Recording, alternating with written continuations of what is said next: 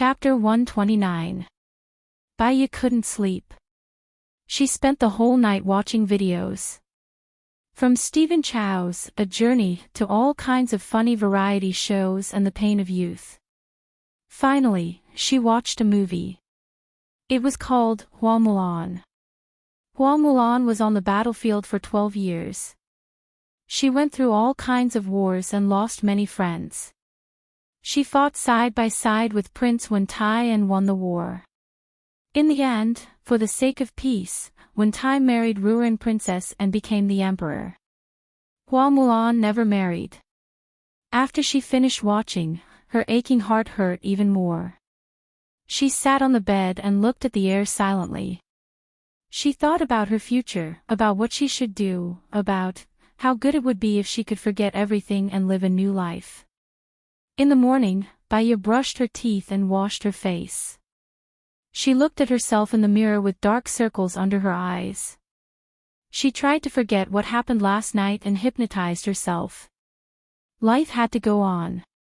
She had things to do. She put on makeup to cover the dark circles under her eyes. She applied foundation, highlight powder, and lip gloss. After the reunion dinner, everyone was very lazy at work. Baya continued to organize the letters and documents.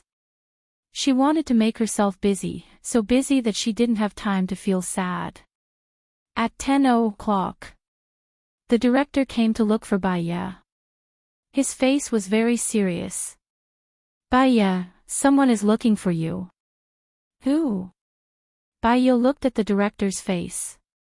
She guessed that the person looking for her was someone important. She couldn't think of anyone, so she followed the director to the director's office. There were 8 expressionless people standing at the door of the director's office. The first thing that came to Baya's mind was that they were soldiers. Could it be that her encounter with Gu Lingqing last night had been found out by Gu Lingqing's parents? She pushed the door open and walked in anxiously.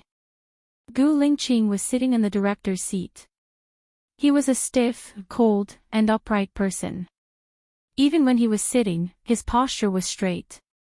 The only thing that didn't change was his swift and decisive gaze. It was like an X-ray, as if he wanted to see through her eyes and see her soul. Baya was very surprised that Gu Lingqing would come to look for her. It's you. Gu Lingqing was also very surprised. Baya clenched his fists nervously and tried his best to remain calm. He lowered his eyes and asked, "Why are you looking for me?" "Last night, I had dinner with an old comrade of mine and he mentioned you."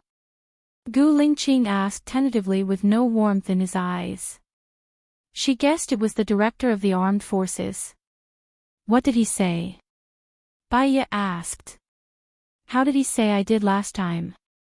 She said that Baya did not contact her. She should have finished her task, right? But she's still in the procuratorate. "Did I ask you to do something before?" Gu Lingqing asked suspiciously. Baya felt that this was the best chance for Zhou Jing and the rest. Perhaps if she said it out loud, Zhou Jing and the others would leave her, but she couldn't be selfish. You had a separate task and deleted some people's information to help you carry it out secretly. But the chief lost his memory and can't remember. I really gave you a task. Gu Lingqing frowned and looked at Baya's face.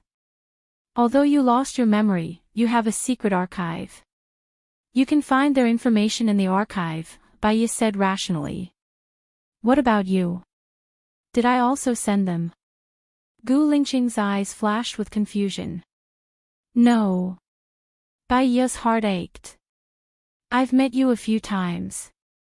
You felt that I would be more suitable for the supporting task, so I joined in.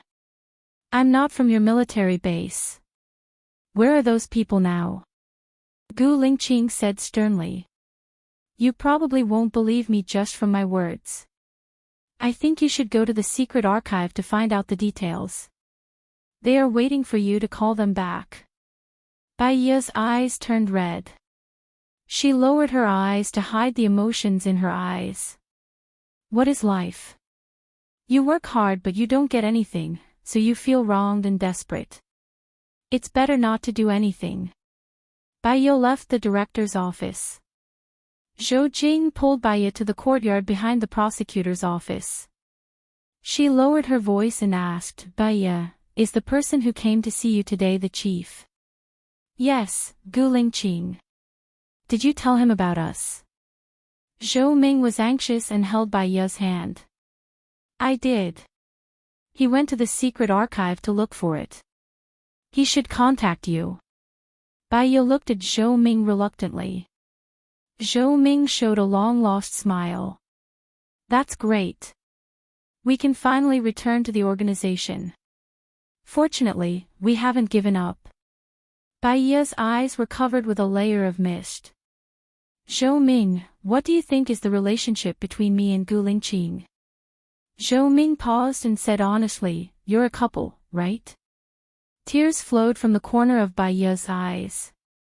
She thought of a song, I've been in love with you, so the thought of it makes my heart ache. She saw indifference, alienation, and unfamiliarity in Gu Lingqing's eyes. There was no her in his eyes. In his heart, there was no her. The current Gu Lingqing had no distractions and was developing well. If she said it out loud, it would only make Gu Lingqing annoyed. There was no benefit. If he didn't love her, he didn't love her anymore. She didn't want pity, sympathy, or compensation. Zhou Ming, remember that Gu Lingqing and I are not a couple. We've met a few times before and completed a mission together. That's all, Bai said. Zhou Ming looked at Bai's red eyes. The chief has forgotten about you, but he'll give you a chance. He'll fall in love with you again. Don't be discouraged. Zhou Ming comforted her. It's good that he's forgotten about me. He's living a new life, and he's letting me go. We've crossed paths in the past. In the future, we'll only walk further and further apart. If Gu Lingqing asks about our relationship, just tell him what I said. I'm guessing he'll contact you soon. Your information will be in the confidential archives. He might transfer you away. Even if he doesn't, he won't let you follow me. All right. Tonight, I'll treat you guys to a meal. Treat it as a reunion dinner, and also a celebration for you guys, Bai said calmly. She made it seem like she wasn't hurt. Zhou Ming was a little sad. What will you do if we walk away? People are fearless when they're ignorant. People who don't understand will talk nonsense. I thought that after I solved the case of the village massacre, I'd have a meteoric rise and climb the mountain. In fact, those pleasant face-slapping, smooth sailing, dangerous situations, and always turning bad luck into good luck only exist in novels and TV shows. I've coveted what I shouldn't have and challenged what I shouldn't have. It's enough to prove that I'm not capable enough, and it's useless to bite off more than I can chew. I'll return to my life and do what I'm supposed to do. Don't worry, everyone has their own destiny, Bai said calmly. Chapter 130. Zhou Jing felt sad. How about this, if the chief wants us to continue the mission, I'll ask you to be the commander. If I'm the commander, I'll only drag you guys down. If Gu Lingqing is the leader, he'll be swift and decisive and have a lot of connections. Most importantly, he's in a high position and it'll be easier for you guys to carry out your work. Let's have dinner together tonight. Bai turned and walked towards the prosecutor's office. She bumped into Gu Lingqing at the door. She lowered her head and stood aside. Gu Lingqing left under the protection of a group of soldiers. He didn't even look at her, just like how she didn't look at him either. She turned around and returned to her office. At night, Zhou Min called everyone back and they gathered at the secret gathering place for dinner. Bai and Zhou Min were the main chefs. The others were also relaxed. They bought beer, peanuts, pig head meat, 3 yellow chicken, fried yellow croaker, braised chicken wings, beef and other cold dishes. They drank first and chatted about all sorts of things. Because they were abandoned together, their relationship deepened. Baya served the hot dishes one by one. Prosecutor Bai, you're so good at cooking. Whoever marries you will be lucky, a soldier teased. Baya smiled. This kind of thing depends on fate. When fate comes, you can't stop it.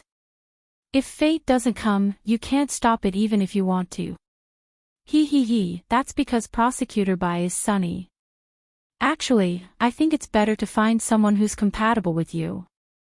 If you're too demanding, you won't be able to find one, another soldier said. That makes sense, Baya agreed. What are you talking about?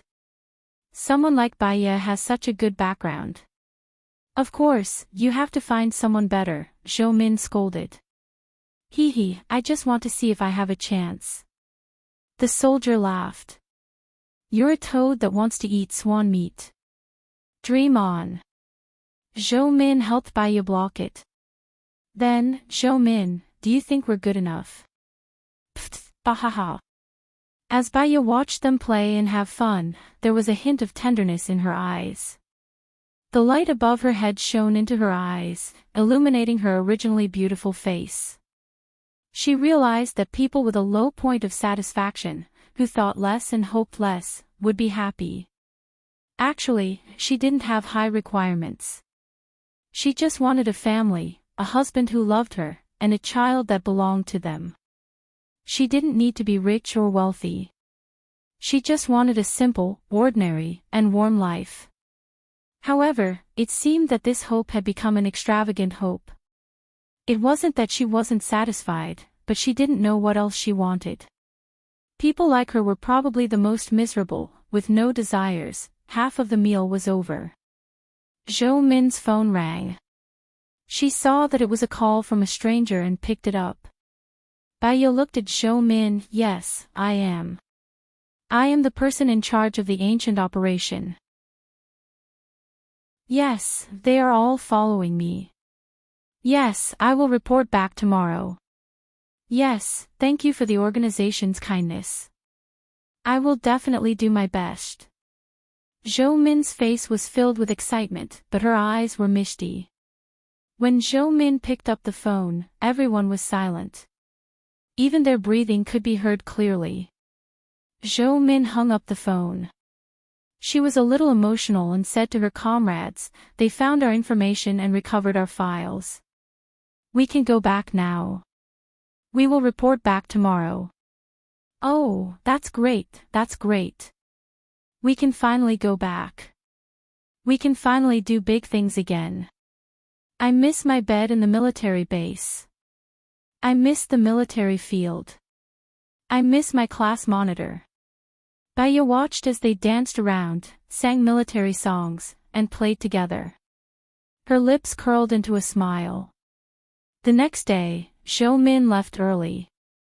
When she heard the door close, she opened her eyes and stared at the ceiling in a daze. There was a place in her heart that she had lost again. She seemed to have become even more lonely. After Zhou Min left, she went to the prosecutor's office to apply for leave and went straight home. She didn't take a plane but took a train instead. She couldn't get a berth and didn't even have a seat. She could only stand. Because it was almost the Lunar New Year. There were many people on the train. There were bags of all sizes. The young, the old, and the young. Some of them were staring out of the window in a daze. Some were eating instant noodles, some were gnawing on chicken feet, and some were resting with their eyes closed. Some of them looked happy, some of them talked non-stop, some of them looked sad, some of them looked down and played with their phones, and some of them couldn't be distinguished. Baya was bored. What was she thinking about? What were the happy people happy about? What were the sad people sad about? And she hadn't changed at all. She was single, had a job, had a friend like Lu Shuang, and had a mother to take care of. The only difference was that she had lost her heart. "Take a seat.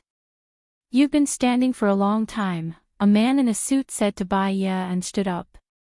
Baya smiled. "I'm not tired, thank you. Where are you going? You don't have much luggage. Are you still a student? The man asked politely. Student. Baya thought of her student life. At that time, she was diligent, busy, and poor. Every day, she had to study and earn money to support herself. She wanted to find a better job. She had no one to rely on. She could only rely on herself. Her life was tough, but she was full of hope for life. With a vision for the future, she worked hard. She shook her head. I'm not a student. You work in Jinyang City. You should go home now, the man guessed. Baya didn't say anything else and picked up her phone. Seeing that Baya didn't want to sit down, the man sat down again. Baya played with her phone. She looked at all her contacts, but she didn't know who to send it to. After thinking for a while, she sent it to Lu Shuang. Shuang Niu, I came back early by train. I'll be there at around 18:45. Let's get together tonight. I'll treat you to dinner. After Baya sent the message, Lu Shuang replied immediately. Okay, call me when you arrive. I'll pick you up at the train station. Mwah. Looking at Lu Shuang's message, Baya's lips curled up. Lu Shuang was still as passionate and unrestrained as ever. However, she didn't know what to say to Lu Shuang. She hung up the phone. I'm a fortune teller. Do you want me to tell your fortune? The man asked again. Baya looked at the man. Fortune telling was just a little bit of research on psychology. She had also majored in psychology. Anyway, they were strangers. After getting off the train, they didn't know each other anymore. Okay, you can tell my fortune, Baya said softly. The man looked at Baya's eyes and said, You've fallen out of love. Sort of. Baya laughed. You're so accurate. Why did you guess that I'm a student before? I guessed that you're a student to make you look younger. Being a student is the best time. Many girls like others to think of them as students, the man explained politely. Baya also looked at the man. She sized up the man's clothes, spoke calmly, and said softly, You're working, divorced, and don't have children. Chapter 131. You are a doctor in the field of psychology. You have some achievements in your career and you want to enjoy life. You came to Jinyang City on a business trip and had sex with an online friend whom you have been chatting with for a few days. She came to send you off today, but you are not satisfied with her. Because of that, you decided to go back early. Baya analyzed. The man's eyes were filled with surprise. How did you analyze that? Your analysis is correct. Firstly, there is a ring mark on your ring finger. You just got divorced. If you have a child, you will be confused and annoyed. But you don't. Secondly, you are wearing a Patek Philippe watch. This watch is expensive, so you are successful in your career. Thirdly, there is a faint smell of medicine on your body. It is not very strong. The way you talk is not like a normal doctor. Moreover, your analysis of me should be psychological. Fourthly, there is a woman's powder smell on your body. This smell is on your face, clothes, and hands. This is not a normal relationship between a man and a woman. Fifthly, you do not have much luggage. Only that briefcase is yours. Only that briefcase matches your taste. So, you are on a business trip. Sixthly, with your status, you should not take a plane or a sleeper. It is an emergency.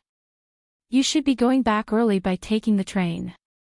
Seventhly, there is no worry about work or life between your eyebrows. But you are so eager to talk to me. Your pupils are dilated. That is the psychology of hunting for women. From your psychology, I can judge your character and mentality. Baya finished her analysis. The man was not angry at all. Instead, he was surprised and looked at Baya. I know all the famous or capable people in the field of psychology. I am also familiar with the faces of the students in recent years. But I have never seen or heard of you. You are so beautiful. You should leave a deep impression.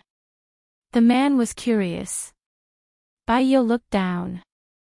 She had studied psychology for a year when she was in university. She thought she had learned enough. But it turned out that theory alone was not enough. After she lost her child, she went to see a psychologist. She also studied psychology books to hypnotize and numb herself. She thought she was rational, clear, and could see through many things. But reality proved that complacency was due to ignorance. Because she did not know anything, she felt that she was full of herself. A doctor cannot cure himself. That made sense. What's wrong? If you need my help, feel free to come and find me. In addition, I welcome talents like you to work in my courtyard. I will hire you with a high salary. The man handed over a gold-plated business card. Baya took it and glanced at it. Mu Shaoxing, an international psychologist, was the vice president of the Institute of Psychology, a negotiation expert, and a professor of psychological counseling in the military. The word military district was like a hammer pounding on her heart.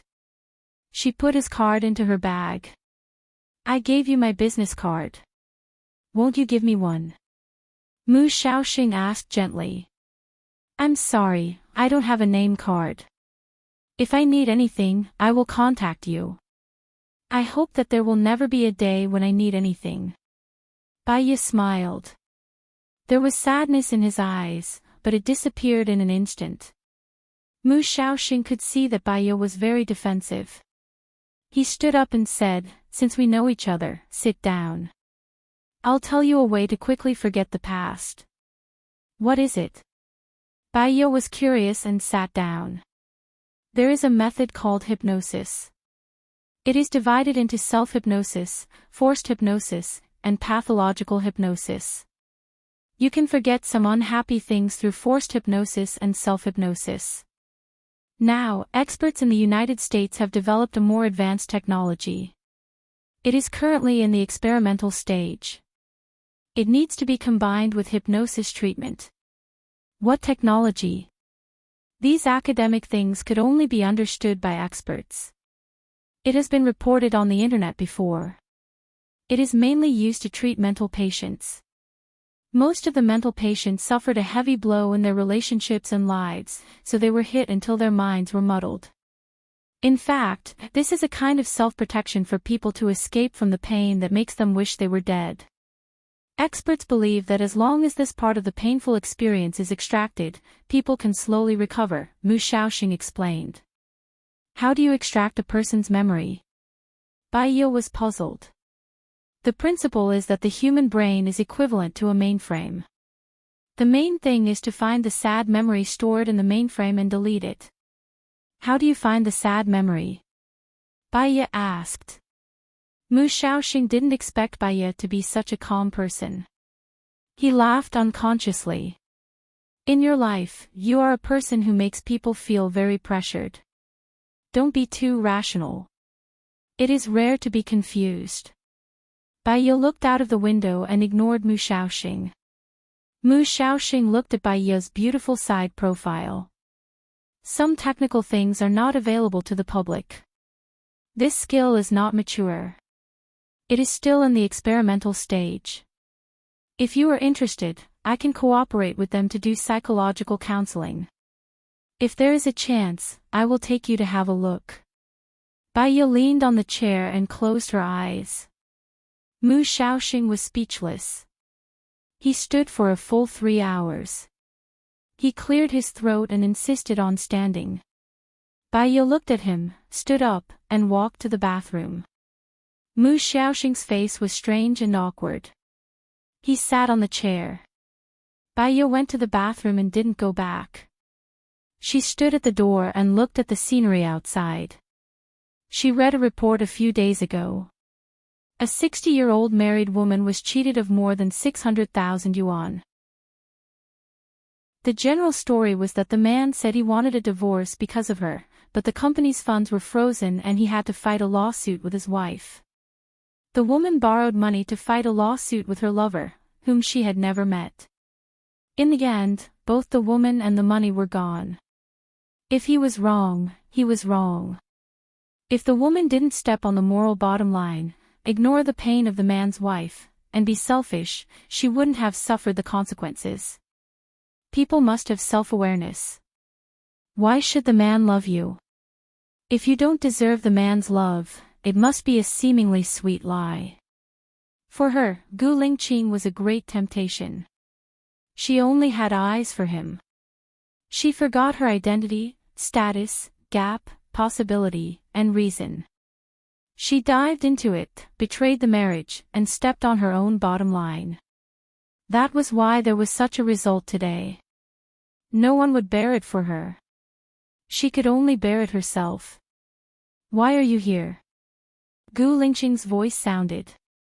Bai Ye turned around and saw his clear eyes, cold arrogance, and a trace of suspicion, scrutiny, and defensiveness.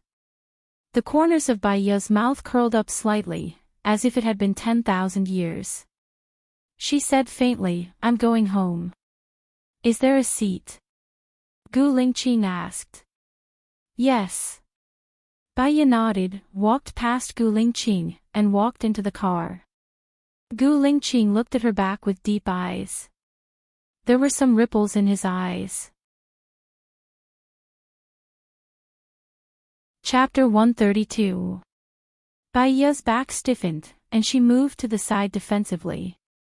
Gu Lingqing felt that he was being rude. He let go of his hand and looked at her expressionlessly. There was no warmth in his voice. He asked, "Where are you getting off?" Bai Ye lowered her head and clenched her fist slightly. She calmed herself down and replied, "City A, it's still more than 5 hours from here to City A. Come with me. I just have something to ask you," Gu Lingqing said in a deep voice. He didn't allow anyone to refuse.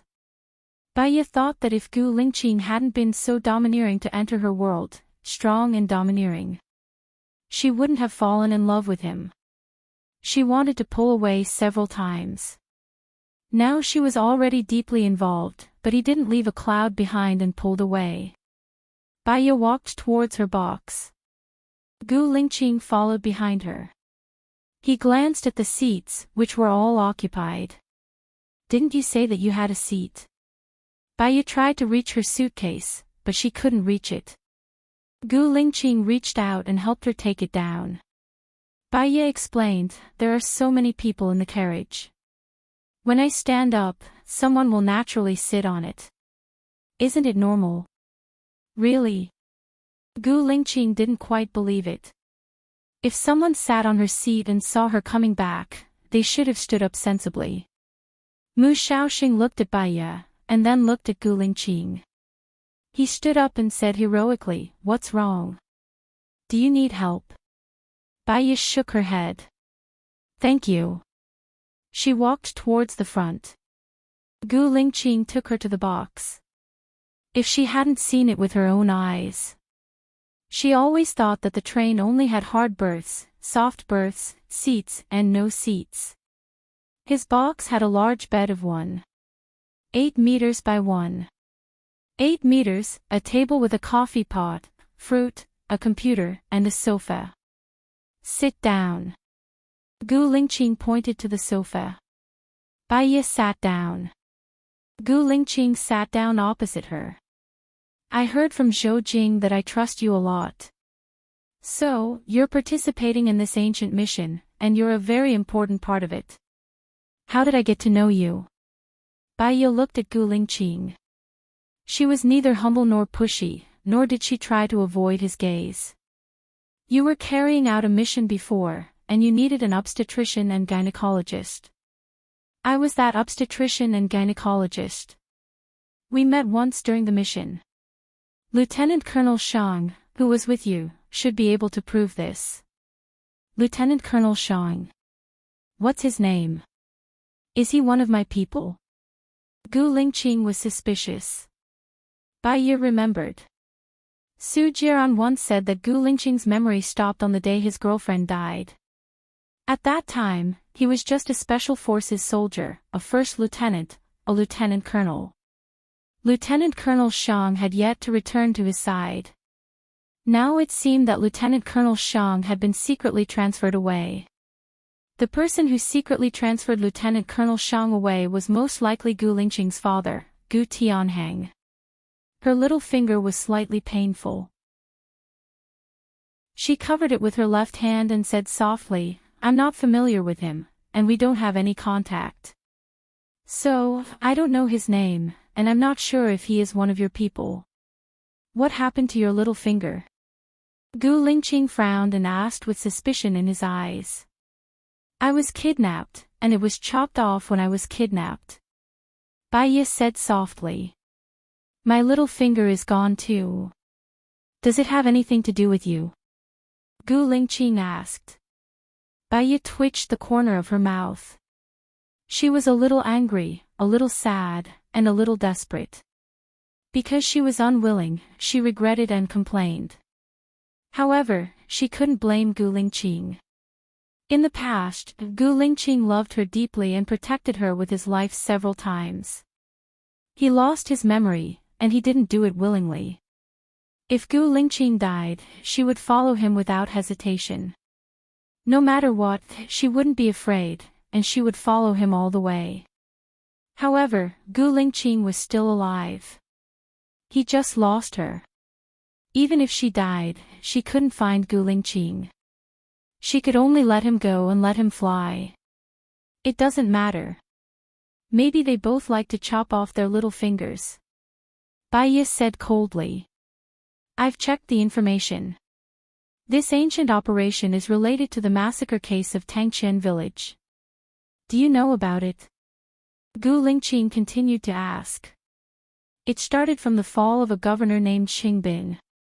He was murdered, and some people suspected you. So, in order to prove your innocence, you investigated Tangqian village. The person who killed Qingbin was called Tang Xiaojiu. He was the son of the village chief of Tangqian village. So, you know about the massacre case of Tangqian village. It should be in your mailbox," Bai Ye said lightly. "I've told you about it. You and I should be acquaintances, right? You're very cold to me." Gu Lingqing felt that things weren't that simple. Bai Ye said coldly, "I'm like this. You'll know it when you check my background. I've been married and divorced. My mother is mentally ill. This kind of living environment is destined to not be optimistic. I have a lively personality. I'm cold to everyone." Gu Lingqing's eyes turned cold. "I want you to cooperate with me in this case. Is that okay?" Gu Lingqing asked. "No. I lost my memory because of you. Now that you're back, I should leave," Bai Ye said rationally. It had been half a year, and she knew her own limits very well. Gu Lingqing obviously had Zhou Min. He didn't need her. She didn't want to be involved with him. If she stopped thinking about him, she wouldn't be so sad every day. She was afraid that one day, she would become the next Bai Bing. "If you need anything, you can ask Zhou Min to look for me," Gu Lingqing said harshly. He turned around and worked on the computer. Bai Ye didn't look at him. She closed her eyes. Gu Lingqing didn't give her his phone number directly. It meant that he wanted to walk out of her life completely. So be it. Since she chose to let go, she would work hard to make it happen. She didn't sleep last night. She fell asleep in a daze just now. Now, she was too sleepy. After a while, she fell asleep. She was woken up by someone. Bai Ye opened her eyes. She didn't know when she fell asleep on Gu Lingqing's bed. "It'll be here in 10 minutes, Gu Lingqing reminded her. Bai Ye got up from his bed, walked into the bathroom, washed her face and came back.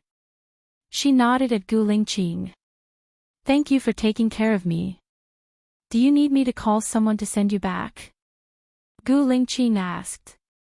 No need. My friend is waiting for me at the door. Thank you again.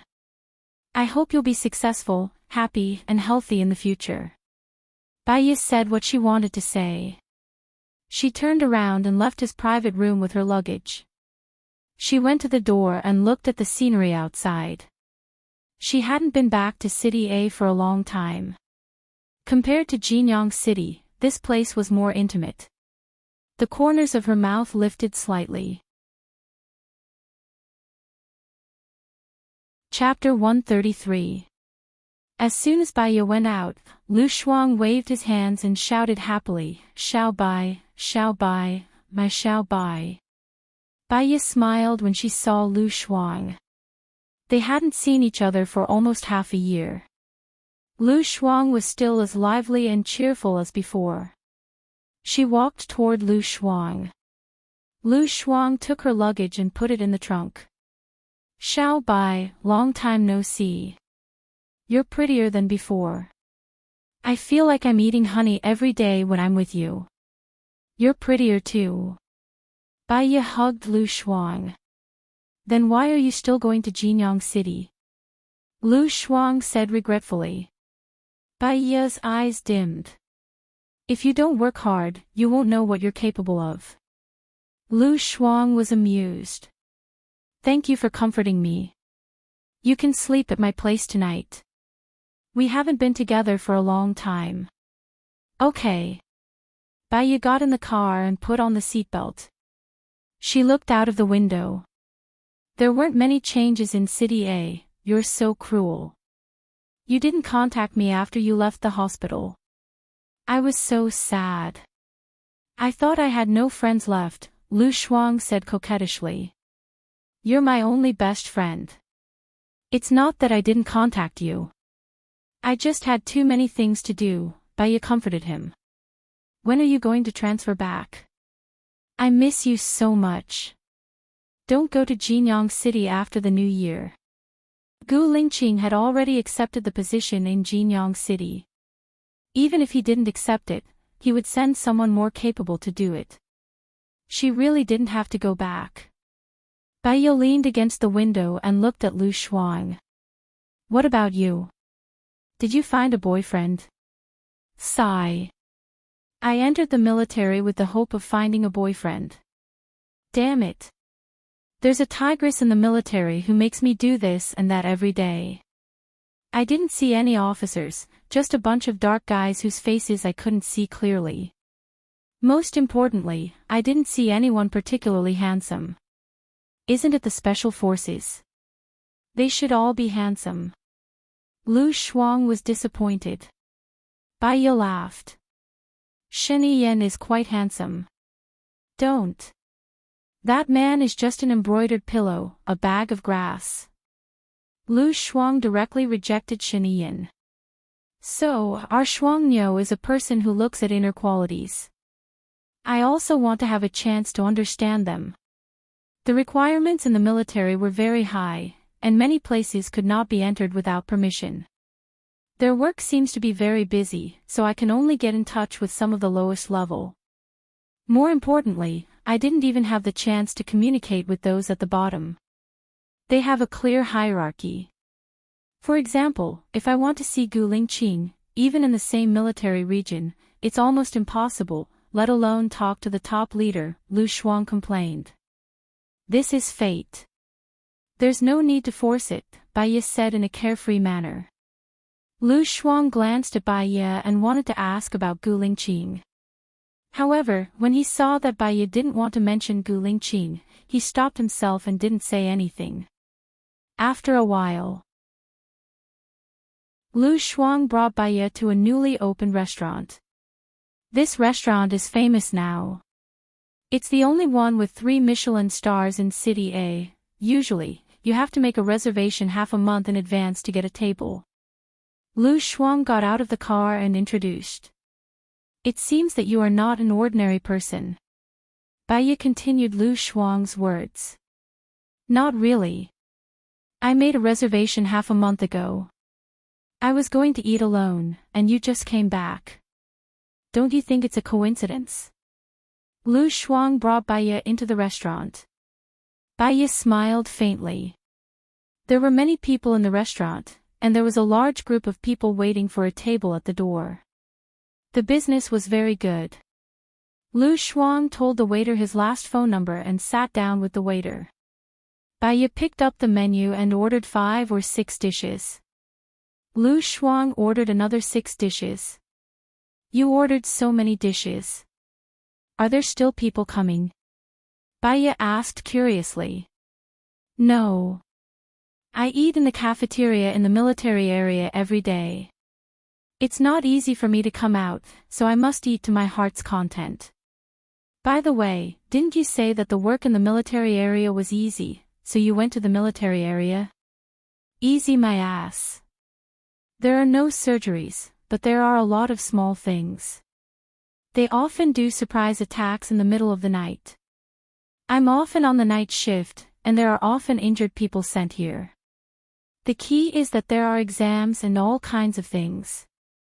I heard that they also need doctors to follow them when they carry out missions. I feel like I'm courting death. Lu Shuang was very depressed. Don't worry. The doctors they look for on missions are also outstanding. They won't drag you down. Baiye supported her face and said jokingly. I think so too. So, who's that? Su Shaoling still trains with the soldiers every day. I just stay in the nursing room and blow on the heater. I'm determined not to go out. Lu Shuang loved to talk. He talked a lot, from his life in the military area to his former colleagues, and then from his former colleagues to his university life.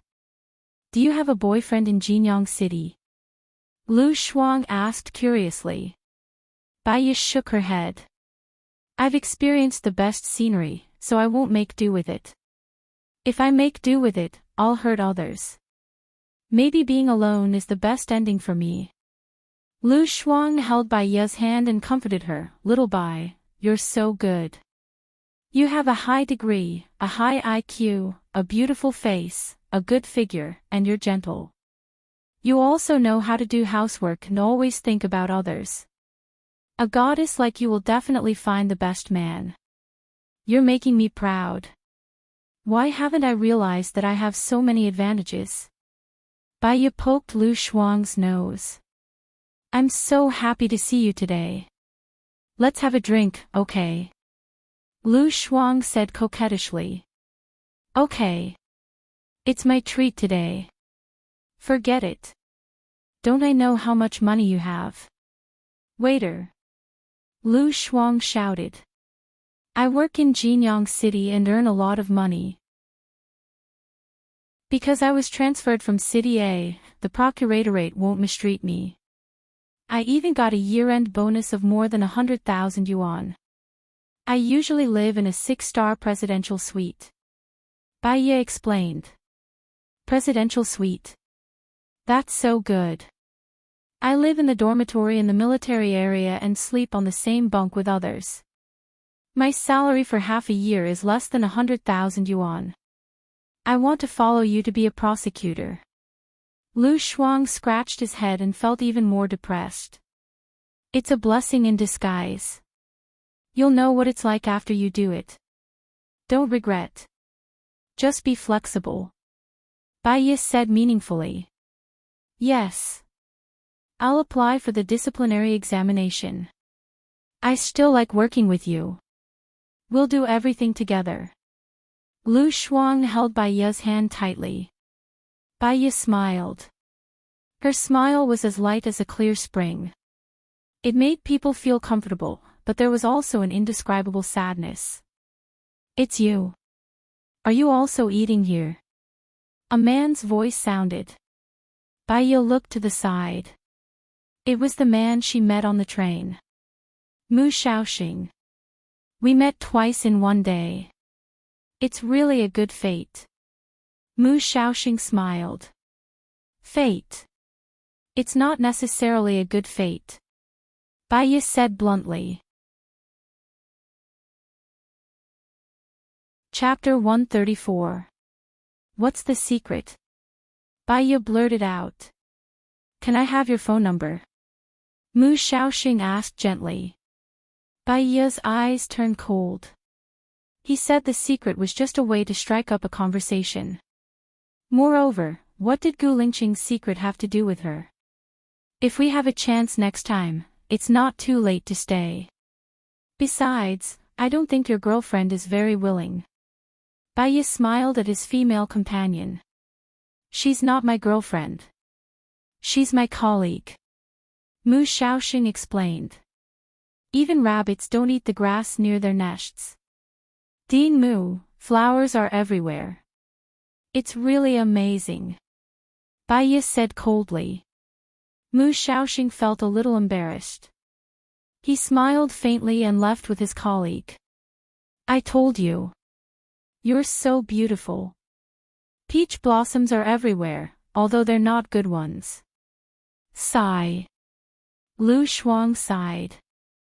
Baiya listened to Lu Shuang talking about a lot of gossip and anecdotes when she was not around. They drank a little. She didn't know if she felt that both of them had drunk too much. Lu Shuang didn't drive back. They took a taxi. When they arrived home, they felt dizzy. They took a shower and climbed into bed. Lu Shuang hugged Baiya and muttered in a low voice, little Bai, don't leave again. If you want to leave, take me with you. Baiya opened her eyes and looked at the air. Her eyes were as calm as water.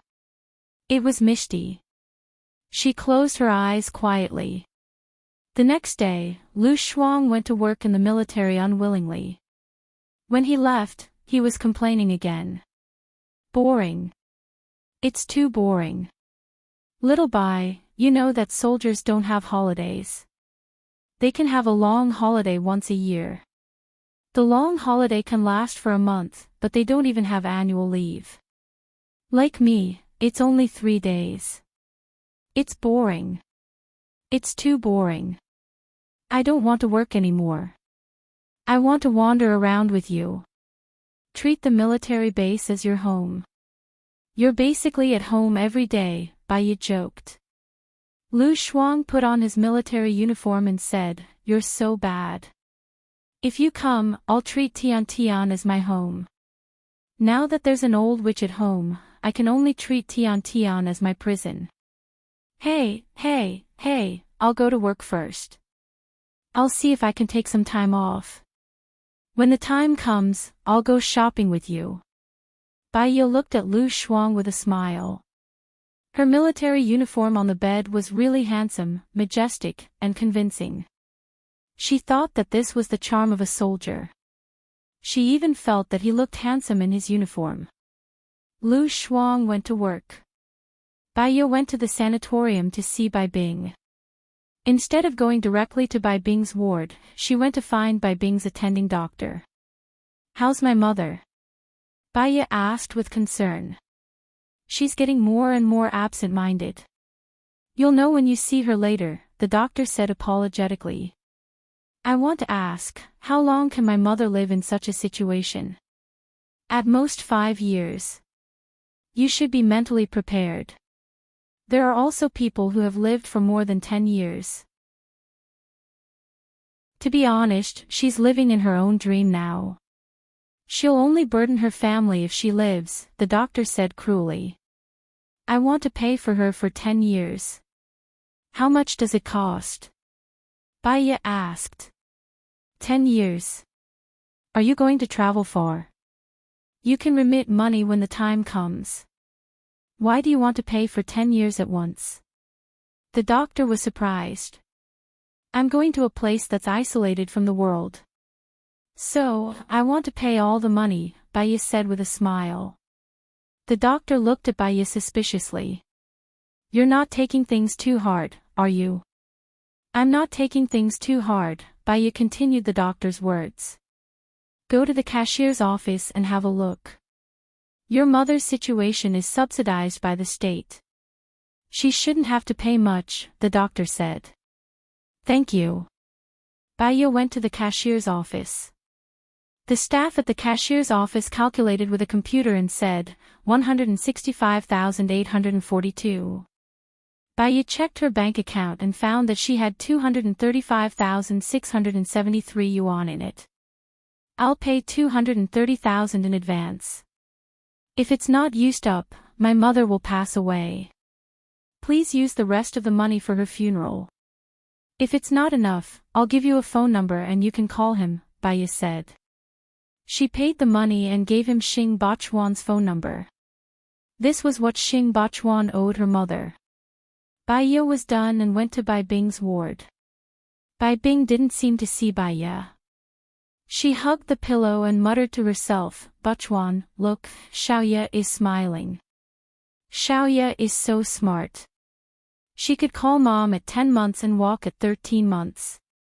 She could recite the 3-character classic at 2 years old. She's like you, but she looks like you. I'm beautiful. When Baya saw Bai Bing smile, she cried quietly. In her memory, she had never seen Bai Bing smile. She was completely crazy, but she saw it. Was this ironic? If her family was happy, would she be as desperate as she was now? Unfortunately, there were no ifs in the world. Bachuan, thank you for falling in love with me. I'll love you forever. I'm going to breastfeed Xiaoya. You can't watch, Bai Bing said to the air. She lifted her clothes and pressed her body against the pillow. Baya sat in front of Bai Bing. Bai Bing looked at Baya defensively. Don't take my child. Go away. Baya felt sad. She brushed Bai Bing's hair, leaned over, and kissed her on the forehead. She said softly, Mom, I'm sorry I can't take care of you anymore. If there's a next life, I'll still be your daughter. Thank you for everything you've done for me. Bai Bing looked at Baya in a daze. Bachuan said that he only loves me. Yeah, he only loves you, Baya replied. Bai Bing smiled. I knew he only loves me. I had nothing back then, I was just an orphan. Bachuan ignored his family's objections and married me. He really, really loves me. Baya nodded, turned her face away, and walked out. She didn't want to become like Bai Bing in the future. She looked so pitiful. If she was living in a dream now, she might as well die with it. But where was she going to die? Jumping into a river was the most uncomfortable way to die. Water would enter through the nose and mouth, tickling the heart and lungs, suffocating. After death, the body would even swell and float to the surface, emitting a foul smell. Jumping off a building, not dying but becoming a cripple would be tragic. Dying would be too unsightly. Drinking poison, generally, wouldn't die within 2 to 3 hours. There would be no more dreams. She thought of cutting her wrists. Cutting her wrists wouldn't hurt. After taking a few sleeping pills, she would fall asleep and die. Losing too much blood would make her look ugly. Fortunately, she could put on makeup. She couldn't die at Lu Shuang's place and cause trouble for Lu Shuang. She couldn't die in a hotel and cause trouble for strangers. If she died in the wilderness, she would be afraid of being discovered. What's more, she would be afraid that no one would find her. Her body would stink and rot. She didn't have a home, and she didn't have her own space. After thinking about it, she could only think of Xing Bachuan's place. She was Xing Bachuan's daughter. Her body, hair, and skin were given by her parents. Chapter 135. Baya went back to Lu Shuang's place to take a shower. She changed into a long white dress and a black coat. She didn't take her luggage with her and left it at Lu Shuang's place. She was a little selfish. If she left it at Xing Bachuan's place, it would definitely be thrown away like trash. Sometimes, she didn't want to leave no trace of her existence in this world. Baya went to Xing Bachuan's place. Xing Jinyan rolled her eyes when she saw Baya coming over. Mom, that B*TCH is back, Xing Jinyan said loudly on purpose. Baiya walked past indifferently, not even looking at her. Xing Jinyan was furious. She blocked Baiya's way. Baiya, this is my house. Don't you have to greet me when you enter my house? Baiya looked up at Xing Jinyan. Her eyes were as calm as still water. I think you don't like greeting me either. Since you know that there's no place for you in this house. Why did you still come? Xing Jinyan said through gritted teeth. Xing Jinyan, good and evil will be repaid in the end. What you did to me will not be buried in the dust with time. Heaven knows, earth knows, you know, and I know, Baiya said calmly. She walked past Xing Jinyan. Xing Jinyan didn't follow her because she had a guilty conscience. She had asked people to kidnap Baiya and even asked people to kill Baiya. If Baiya hadn't left early, she would have planned for Baiya to lie on Gu Lingqing's bed. Did Baiya know that she was the one who did all of this? She looked at Baiya's back. The more she thought about it, the more afraid she became. Baiya, don't think that I'm afraid of you. You're nothing in my eyes, Xing Jinyan said arrogantly. Baiya didn't turn back. She opened the door, entered the room and locked the door. She had put on a very delicate makeup. She applied a white foundation, blush, and a vintage red color. She didn't leave out a single eyelash, eyebrow powder, and eyeliner. Baiya also loved to be pretty. She smiled at herself in the mirror and remembered her youthful and beautiful appearance. She took a photo and put it in her QQ space, which she had not used for a long time. It was accompanied by the words, "Just as we first met." She took the sheets and comforter out of the cupboard. These were all bought by her. They were very clean. She spread it on the bed. Xing Bachuan's villa was very quiet. Unfortunately, there was no sunlight today. In the winter, it was gloomy and cold. She didn't wear much, but it didn't matter. She would eventually become a cold corpse. She took off her black coat and put it on the table. He took out a sharp knife from his bag. Without any hesitation, she cut her wrist. Red blood flowed out and dripped on her snow-white dress. She also threw the knife on the table. Cutting the wrist with a sharp knife was actually not painful. The blood was warm and flowed from her fingers. She lay on the bed quietly and closed her eyes.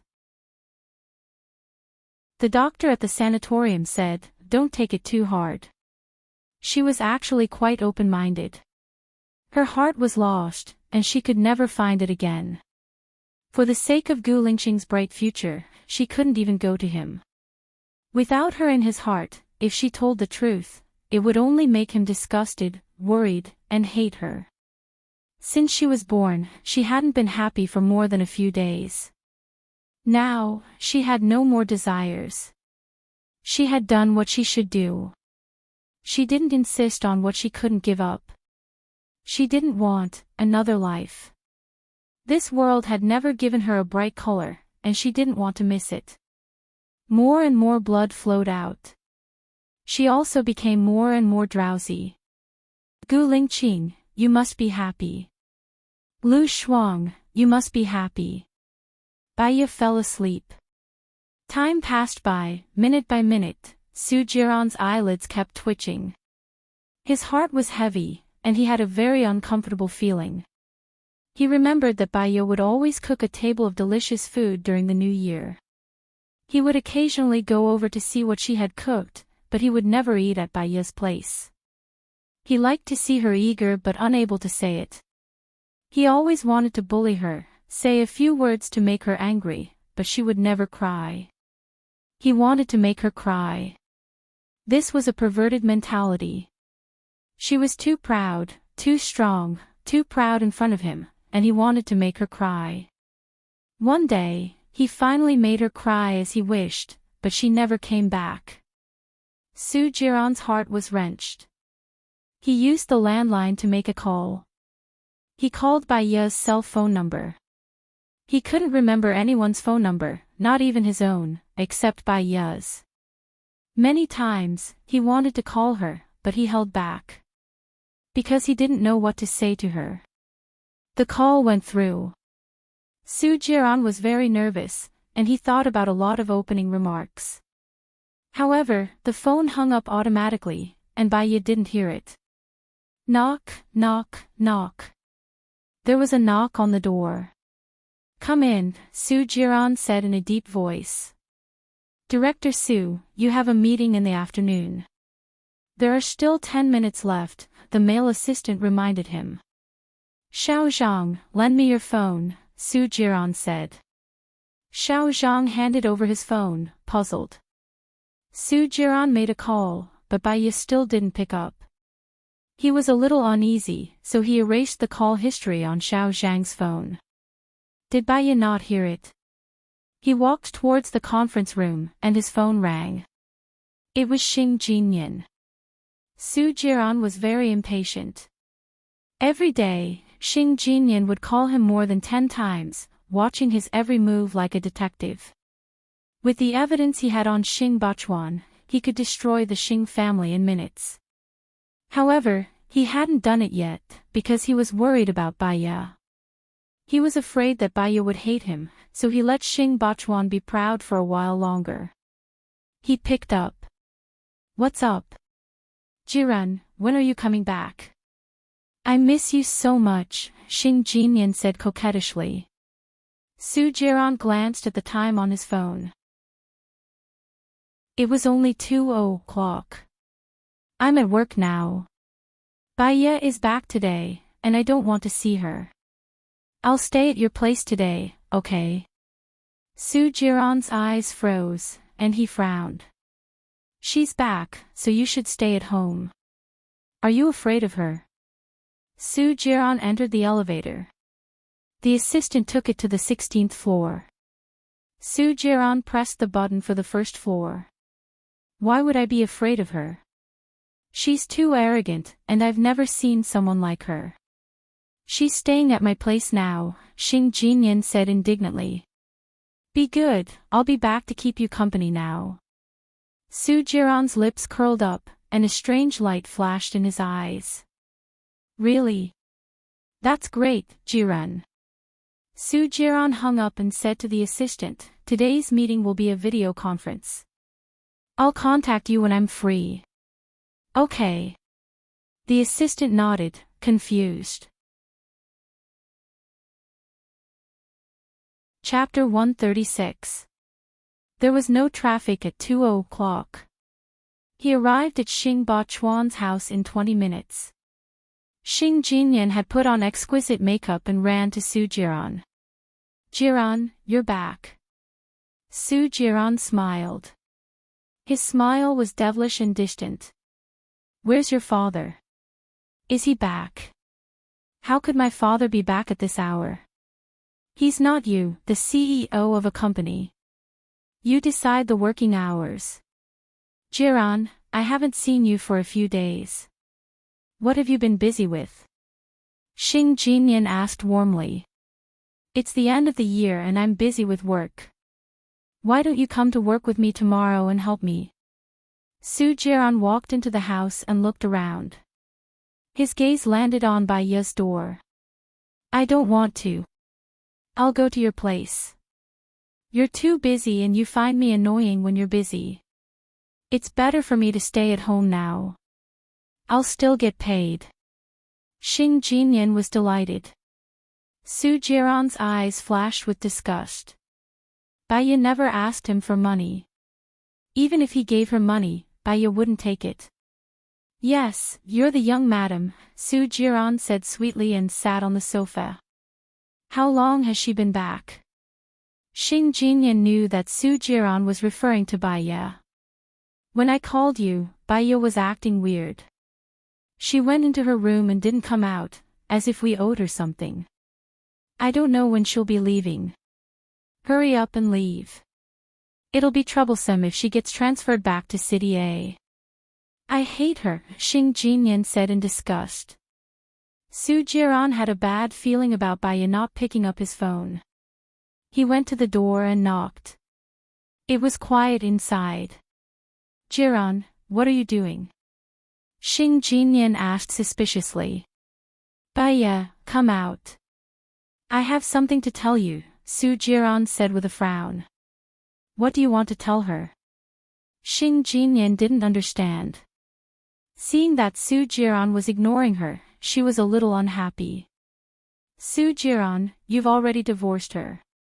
She's someone that your wife doesn't want to see, so I don't think there's anything for you to do with her. Xing Jinyan unhappily said. Su Jiran knocked harder on the door. Baya, come out. Haven't you always wanted to know? I have a clue. Open the door for me. Su Jiran said in a commanding tone.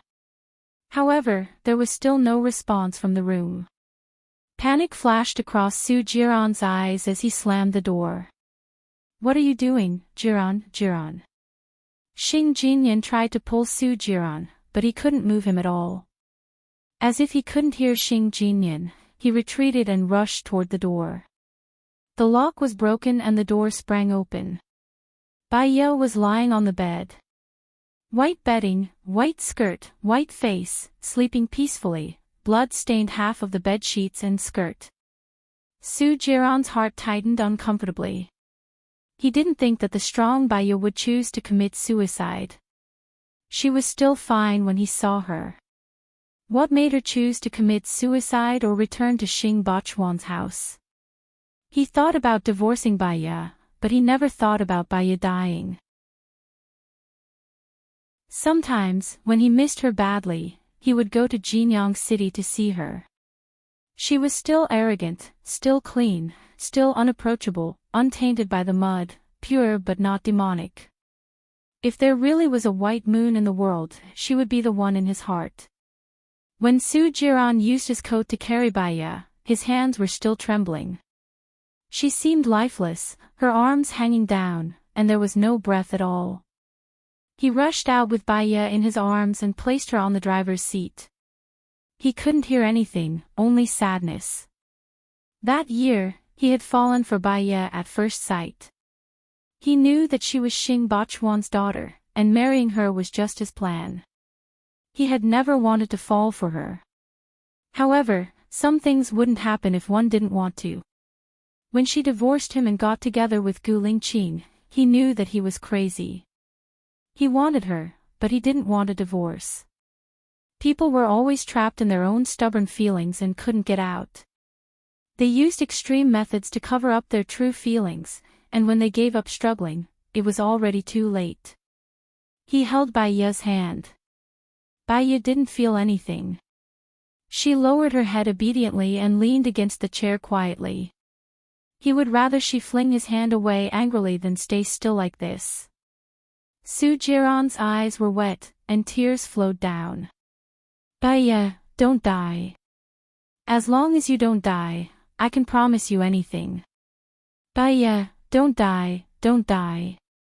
He called the hospital and asked them to wait. As soon as he arrived at the hospital, Baya was sent to the emergency room. Su Jiran sat on the chair dispiritedly. People only liked to reminisce after they had lost something. Baya had never done anything wrong with him when they were together. Baya knew that he had asked someone to kidnap her, but she didn't sue him. She also knew that he had so many women at that time, but she didn't sue him. He still remembered that one night when he had a stomachache after drinking too much and the hotel staff called her. She came over in a white coat and took care of him for the whole night without a word of complaint. The first thing he said when he woke up was, "Why are you wearing a white coat? Are you here to attend a funeral?" Baya didn't say anything to refute him. When she went back, she caught a cold and had a serious fever. She stayed at home for 2 days. Later, he found out that Baya was on night shift that day. Because she skipped work for no reason, her year-end bonus was deducted. She was that kind of person, always giving silently without any complaints or regrets. Even if she was wronged or hurt, she would just bear it. Her life was too bitter. He didn't want her to suffer anymore, as long as she could survive. He would never force her again. He would never hurt her again. He would never embarrass her again. The doctor came out of the emergency room. Souljourney rushed over and held the doctor's shoulder. "I'm sorry." The doctor lowered his eyes. "We've tried our best." "What do you mean by tried your best?" "Save her now. You must save her. If you can't save her, I'll make you all die with me." Souljourney pushed the doctor away. "I'm sorry." The doctor was afraid that the patient's family would be too emotional and do something extreme, so he lowered his head and left. Souljourney grabbed the doctor's hand and ordered, "Save her. You still don't know who I am, right? I just need to call the health bureau and your hospital won't need to operate anymore. Save her. The patient has lost too much blood. She was already dead when she was sent here. There's nothing we can do. Even a god can't save her." "My condolences," the doctor said with a pale face. "What condolences?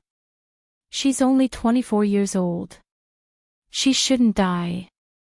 Souljourney dragged the doctor into the operating room and said sternly, "Save her." The doctor stood there, not knowing what to do. Chapter 137. "Dr. Fu, there's a heartbeat." The nurse pointed at the machine and said. Souljourney was emotional. He held Baiya's hand and pressed it against his lips. Hot tears flowed down and fell on the back of Baiya's hand. "Xiaoya, it's good that you're alive. It's good that you're alive." Souljourney choked and said. He said this to himself. He looked at Baiya's pale face with infatuation. She was beautiful even when she was asleep. She was so beautiful, unique. Baiya was woken up by the burning pain on her wrist. She opened her eyes. Her eyes were as calm as still water. She saw the white ceiling. She smelled disinfectant. She knew very well where she was. She did not feel pain when she died. When she woke up, apart from heartache, there was also the pain on her wrist. The Buddha said, the mistakes made in the human world will be repaid here. Once they are repaid, they can achieve enlightenment. She had made too many mistakes in her previous life. So, she had not repaid in this life. "Xiaoya, you're awake. Are you hungry? I'll get someone to buy you your favorite osmanthus cake and porridge. Remember to eat century egg porridge." Souljourney said with a smile. Baiya looked at Souljourney indifferently and was unusually calm. "You shouldn't have sent me to the hospital." Souljourney's eyes were a little red and filled with panic. He was afraid that she had made up her mind. The hospital could save people who were seriously ill, but they could not save people who wanted to die. "Have you forgotten your child?" Souljourney asked, choking. "The person I want to forget the most is myself." Baiya looked out of the window. It was dark. Nothing could be seen except darkness outside the window. "Maybe your child is suffering now. Don't you want to save him?" Souljourney asked worriedly. There was no expression on Baiya's face. He was afraid that she didn't move at all, so he turned around and walked in front of Baiya. He moved a chair and sat in front of her bed. "Xiaoya, I promise you that I will help you find your child. I don't need you to marry me. I just want you to be happy. I'm being sincere. If I force you again, I will die a horrible death. With your ability, Souljourney, you still can't find him after such a long time. The child should be dead, right?" Baiya said rationally. "No, he's not dead yet. I already have a clue. When you gave birth to the child in K City, those people came prepared. It wasn't an accidental crime. I suspect that it has something to do with Gu Lingqing, Su Jiran said in a deep voice. He doesn't know about the child's existence, Baya said. I found out that he was drugged by a terrorist organization. I escaped and happened to run into you who also escaped. So, I forced myself to have sex with you. You fainted, and so did he. When he fainted, the person who took him away was very important. The person who took him away knew about his relationship with you. Could it be that the person who took Gu Lingqing away has been watching you? Su Jiran guessed. Baiya looked down. Her long eyelashes covered her eyes. It turned out that Gu Lingqing was drugged. That was why he forced himself to have sex with her. Since that person saved Gu Lingqing, he will treat his son well. The mother's bad luck might be a good thing for the child, Baiya said lightly. Don't you want to see the child grow up? Su Jiran frowned. Baiya raised the corner of her mouth slightly. Her eyes fell on Su Jiran's face.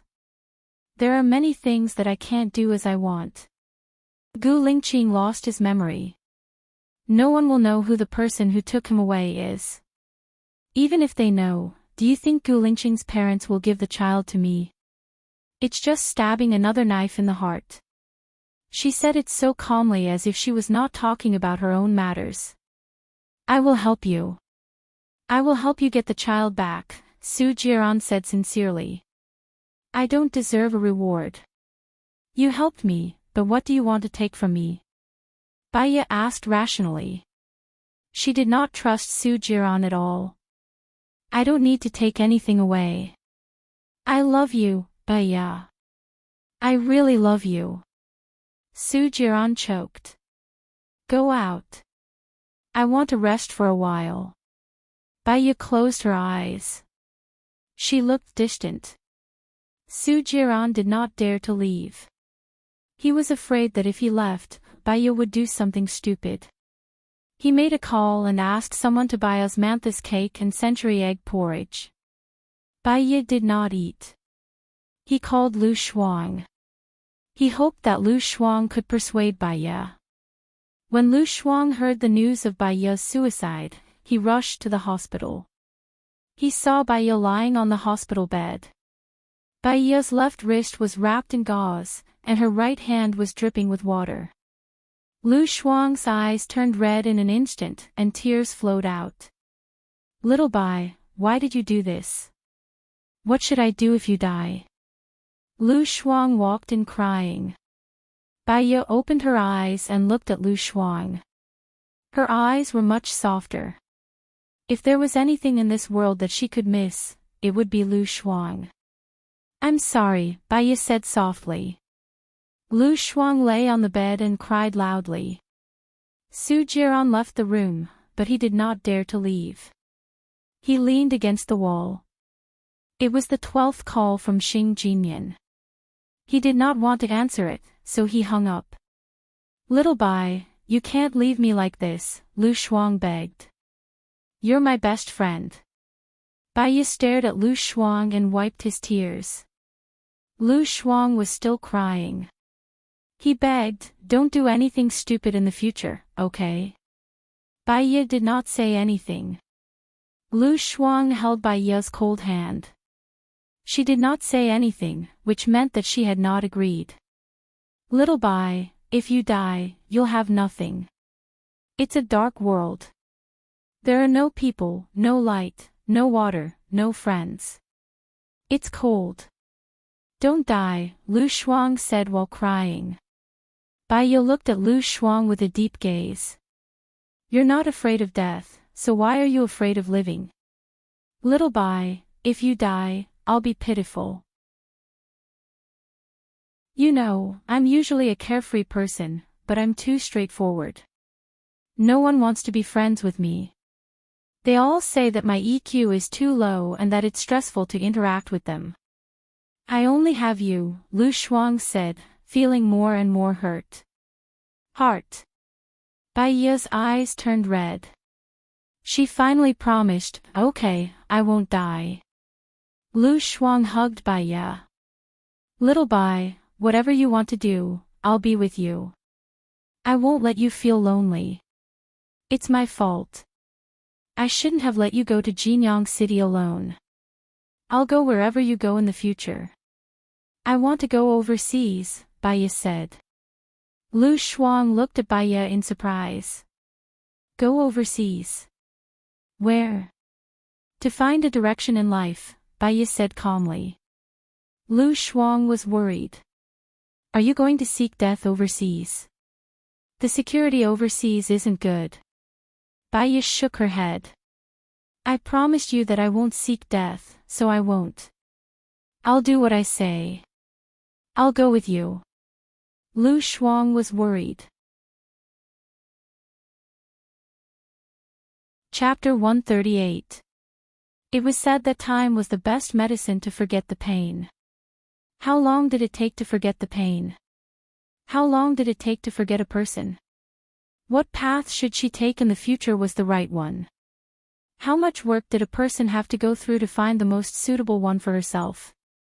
She wanted to go abroad to study psychology. She knew that she was sick. She was suffering from a serious psychological illness. She couldn't rely on others. She wanted to rely on herself to save herself and redeem herself. Going abroad required a huge sum of money, and not everyone could enter the school. Psychology in the United States was much more advanced than in a country. This advanced country was 20 years earlier than a country. Psychological clinics were spread all over the country. They treated psychology as if they were taking medicine for a cold. After she was discharged from the hospital, she called Mu Shaoxing and told him that she wanted to go abroad and study at the best psychology school in the United States. She hoped that Director Mu could arrange it. After she finished her studies, she would enter Mu Shaoxing's Psychology Research Institute to work. Mu Shaoxing was very generous and agreed immediately. Beginning of the year, Baya went through the resignation procedures and entered Mu Shaoxing's Research Institute. She was good at studying, so it was easy for her to pass IELTS. 3rd of March. She went through all the procedures and flew to the United States. Mu Shaoxing, Lu Shuang, and Su Jiran saw her off. Did you leave your phone number? My alumni association will receive you when you get there. They will arrange accommodation and school for you. Americans are very open. They like girls in a country very much. Mu Shaoxing reminded her meaningfully. Baya smiled. Are you afraid that I won't come if I find a husband over there? Don't worry, I have signed the contract. I will work for you for 5 years. I will come back. Xiao Bai, remember to video call me every week. I can rest for a month and I will go to the United States to find you. You have to take good care of yourself. If someone pursues you, don't be stingy with the opportunity. Anyway, dating a few more won't get married. It doesn't matter, Lu Shuang said. You too. Hurry up and find a good man. Baya said to Lu Shuang. She looked at Su Jiran. Su Jiran had a lot of things he wanted to say to Baya, but they were all stuck in his throat. He, who had always been graceful and elegant, actually had times when he couldn't speak. He had never fallen in love with a woman, and now he knew what it was like to fall in love with someone. Su Jiran. Baya spoke first, calling his name. From now on, you don't owe me anything. Lu Shuang turned to look at Su Jiran. She still didn't like Su Jiran. Perhaps what Su Jiran had done before was too disgusting. Su Jiran watched as Baya walked into the waiting room. In the end, he couldn't say a word. However, he did something that made Lu Shuang gnash his teeth in anger. Su Jiran had already bought a ticket to America. He took the same flight as Baya, and it was in the first class. He used the ticket in the first class to exchange for the seat next to Baya and sat next to Baya. Baya looked at him in surprise. I have a villa in America. You can stay in my villa when you go there. If you like it, I can transfer the ownership to you, Su Jiran said softly. Baiya was very calm. Su Jiran, I don't hate you, and I don't blame you. But, it's impossible for me to fall in love with you again. Then, will you fall in love with Gu Lingqing again? Su Jiran frowned. I won't. Baiya said very rationally, maybe, I'm not smart enough, and I'm not rational enough, but I understand that if I fall in a place once, I'll fall in the same place again next time. Then, I'll move all the rocks and keep you safe, Su Jiran promised. Baiya smiled. Moving the rocks is your business, not falling is my business. I don't need to see the scenery that I've experienced again. The world is big. I want to see everywhere. Then, can we be friends? Can we be friends? Su Jiran took a step back. I don't think so. My future husband likes me to be friends with my ex-husband, Baiya said coldly. So, when you say that you don't hate me and don't blame me, you want me to completely disappear from your life? Then, you should hate me, Su Jiran said angrily. Baiya didn't say anything else. She leaned on the chair, put it down, and looked out of the window. If someone wanted to hurt her, she wouldn't be able to avoid being hurt just by saying no. However, she wasn't even afraid of death, so why would she be afraid of being hurt? The current Baiya was already invincible. Su Jiran couldn't do anything to her at all. Now, he really understood how Baiya felt about him back then. She loved him, but he ignored her. Baiya was probably as mad as he was. He couldn't even stand it for a minute. How did Baiya get through those 3 years? Baiya, I'll wait for you.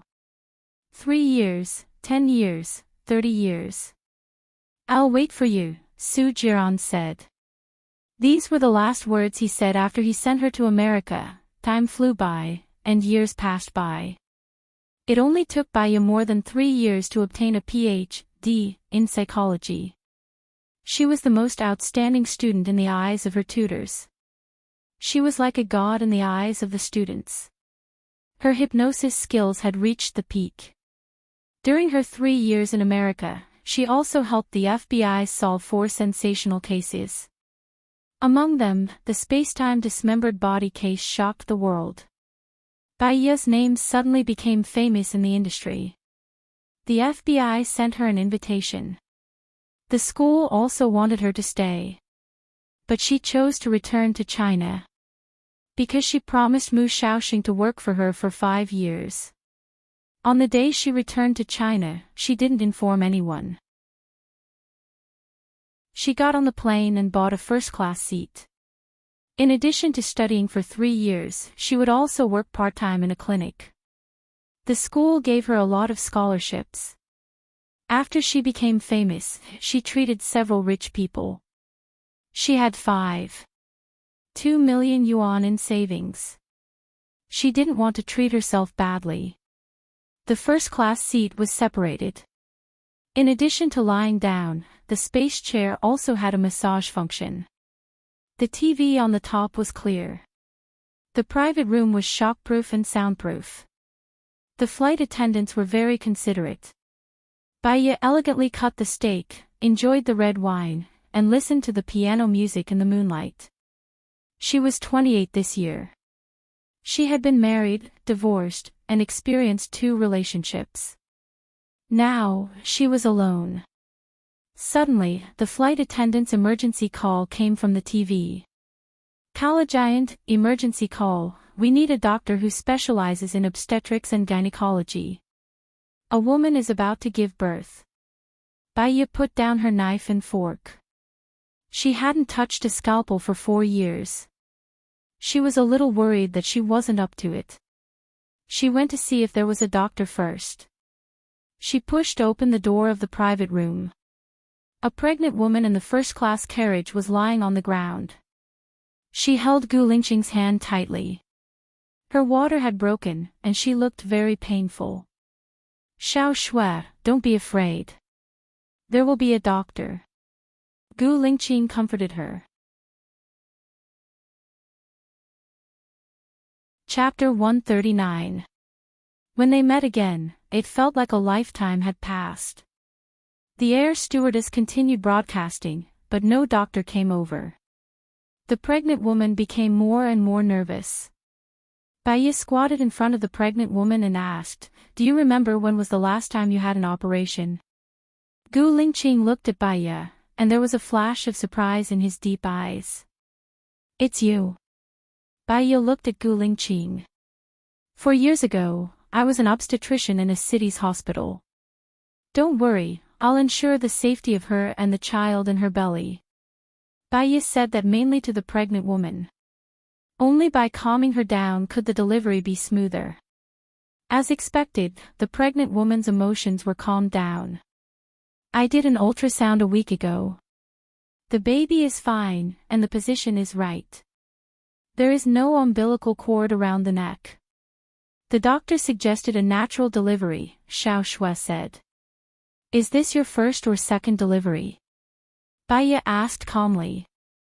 "This is my sister's first delivery.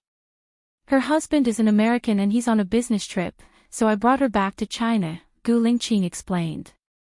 Baya looked at Gu Lingqing plainly. She remembered that he didn't have a sister. A cousin. The water broke. According to the person's physique and situation, the pain and delivery time are different. It's normal to give birth within 24 hours.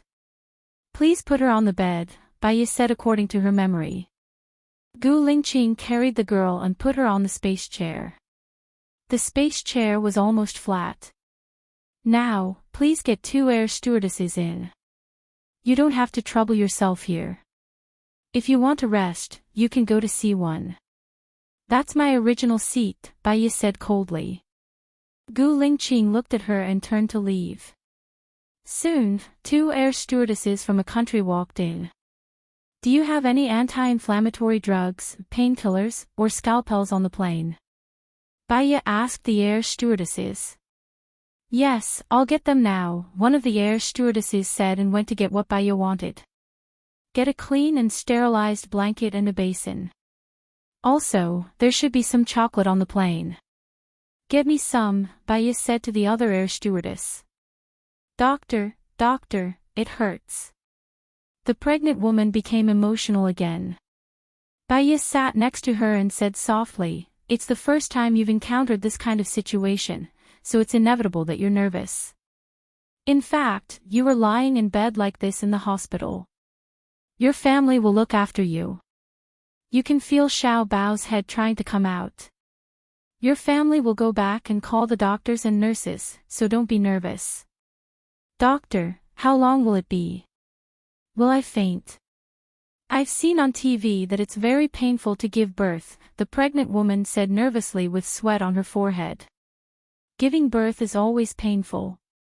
You have to face it with the right attitude. In fact, many people give birth at home in foreign countries. They will invite a doctor to their home, only one doctor. They will put in a bathtub of warm water and let the pregnant woman lie in it.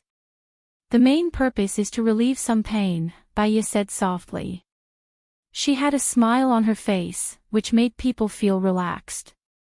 The pregnant woman gradually relaxed. There's an interesting legend. It says that a Xiao Bao baby made his mother suffer for a long time, but this Xiao Bao baby was born with great strength and could even hold a pair of scissors. Many people say that the more the baby is loved by his mother, the more filial and successful he will be. Baya comforted her. "Really? Thank you, doctor. I feel much better." The pregnant woman calmed down. "Did you see if it's a boy or a girl?" Baya asked to distract her. "It's a boy." A sweet smile appeared on the pregnant woman's face. "I heard that mixed-race babies are very beautiful. Your baby must be very good-looking. I just don't know if he looks more like an American or a Chinese. Who do you want him to look like?" Baya asked with a smile. "I want him to look like my brother." "My brother is very handsome," the girl said with a smile. "It's very possible that he looks like my uncle. After all, they have the same genes." Doctor, you're so nice. You're the most patient doctor I've ever seen, the pregnant woman praised. The air stewardess came over and handed over the emergency box. There were scalpels, anti-inflammatory drugs, painkillers, and hemostatic drugs that Baya wanted in the box. Another air stewardess brought over a basin, a blanket, and a big bag of chocolates. Baya peeled a piece of chocolate and gave it to the pregnant woman. Giving birth is a physical activity, especially a natural birth. You need to replenish your energy. Thank you, doctor. Have you given birth before? Baya smiled. Yes, it was a natural birth. I didn't want to leave a record, so I gave birth in my rented apartment. That's amazing. The pregnant woman admired Baya and fully trusted her. She took a bite of the chocolate. I can't take it anymore, doctor. My stomach hurts. It hurts so much. I think something is coming out. Let me take a look.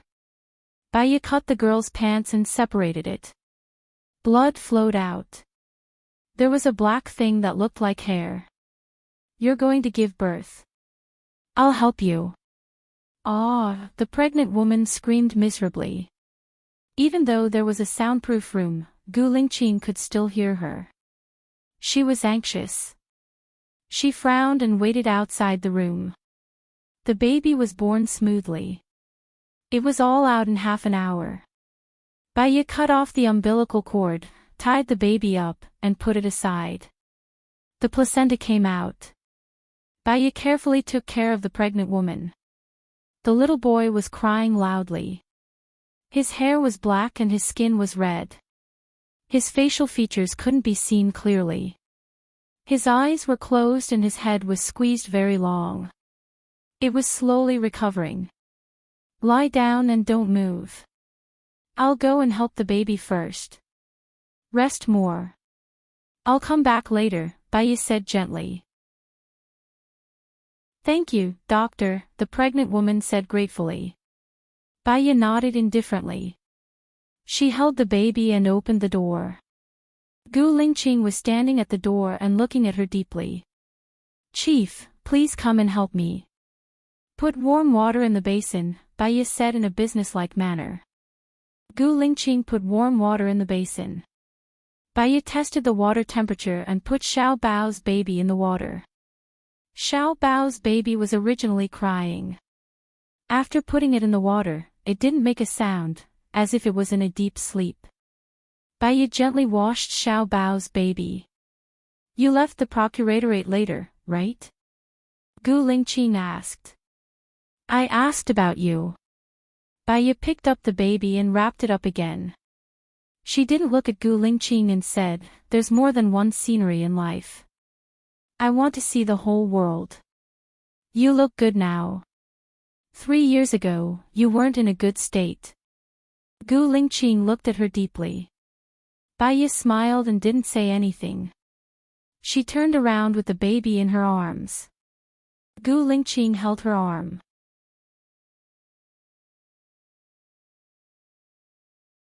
Chapter 140. Gu Lingqing felt abrupt and let go of her hand. She returned to her usual alienation, nobility, coldness, and indifference. There's one thing that I haven't figured out. I hope Ms. Bai can tell me. Gu Lingqing asked seriously. Baya smiled. I've read a book.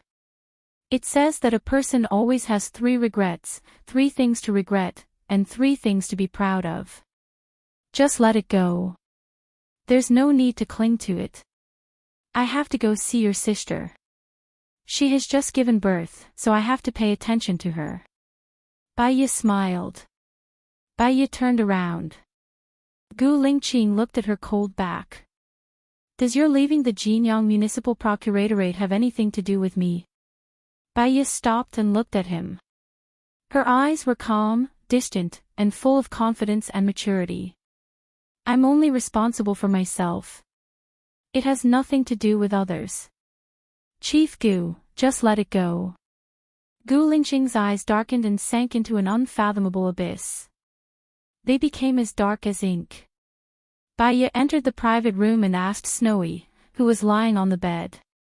Are you going to feed him yourself or feed him with milk powder? I want to feed him myself. I don't know what's added to the milk powder now. The baby is still young and it will affect his development. Snowy said with certainty. Baya adjusted the space chair and let Snowy sit up slightly. She picked up Snowy's clothes and let Xiaobao suck. Yeah, it hurts. Snowy said, but her heart was filled with a strange sweetness. Baya smiled. Her face was filled with gentleness. Have you heard about the first mouthful of milk? If Xiaobao's first mouthful of milk is from a bottle, then he will soon get used to the bottle and the taste of the milk powder. I've heard about this.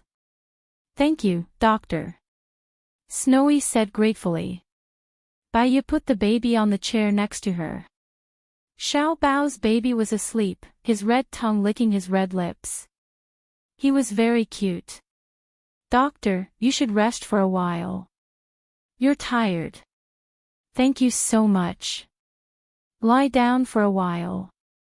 Lie down until you feel you can get out of bed and walk around. It's best if you don't lie down for more than 2 hours. There should be emergency sanitary pads on the plane. I'll get the stewardess to send them over later. As Xiaobao had just left the amniotic fluid, he was not used to it and would cry and throw a tantrum. Don't feed him too much milk. His stomach is still very small. If you feed him too much, he will vomit milk. Vomiting milk can sometimes choke his organs. Eat less and eat more often. Just feed him 4 or 5 times a night. If he vomits milk, stand him up and pat him gently. If it cries, try not to pick it up immediately.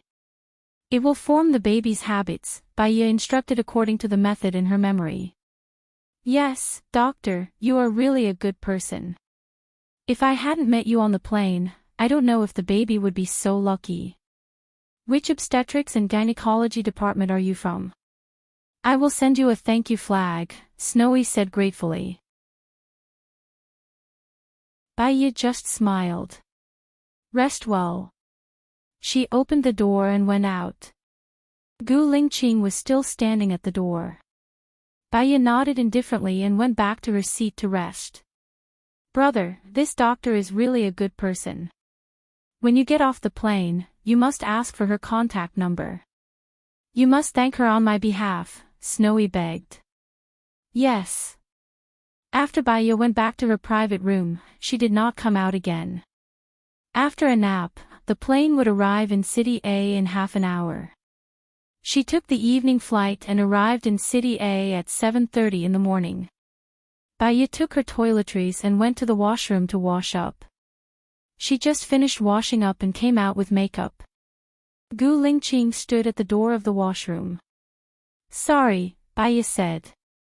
Gu Lingqing did not go in. He said in a deep voice, I deliberately waited for you at the door. My sister said she wanted to thank you and asked me to get your number. It's nothing. I think any doctor would help. Don't worry too much, Baya said with a smile.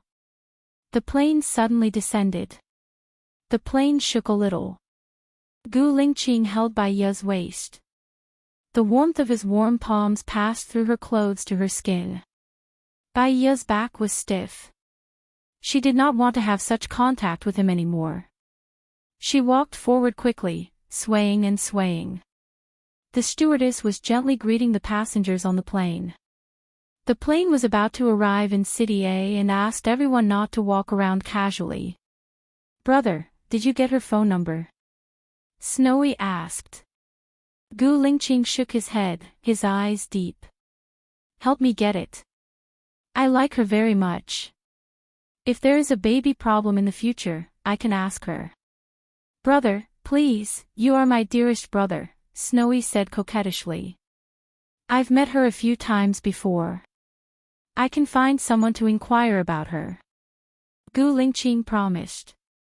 Please, brother, you are my dearest brother. Asterisk the plane arrived in City A. Gu Lingqing watched Baya get off the plane with her luggage. She walked very quickly in the front. It rained in City A in early spring. The air in the morning was relatively good. Baya took a deep breath. She smelled the scent of her hometown. She went to the taxi area and queued for the bus. Because of the appearance of an important person, the road was blocked. Hence, the taxi came very slowly. The so-called important person, Baya did not need to think to know that it was Gu Lingqing. She queued patiently. She took out her phone and checked Lu Shuang's number. She smiled and dialed it. Xiao Bai, you called me so early. Lu Shuang was very happy to receive Baya's call. Guess where I am now? Baya asked with a smile. Lu Shuang was startled. Are you at the airport now? Why didn't you tell me? I will pick you up now. It's okay, I am going to see my mother now. It's so early. Work well, I will treat you to dinner tonight. Where are you staying today? Stay at my place. I am staying at the hotel. You don't even know how many days you stay in a week.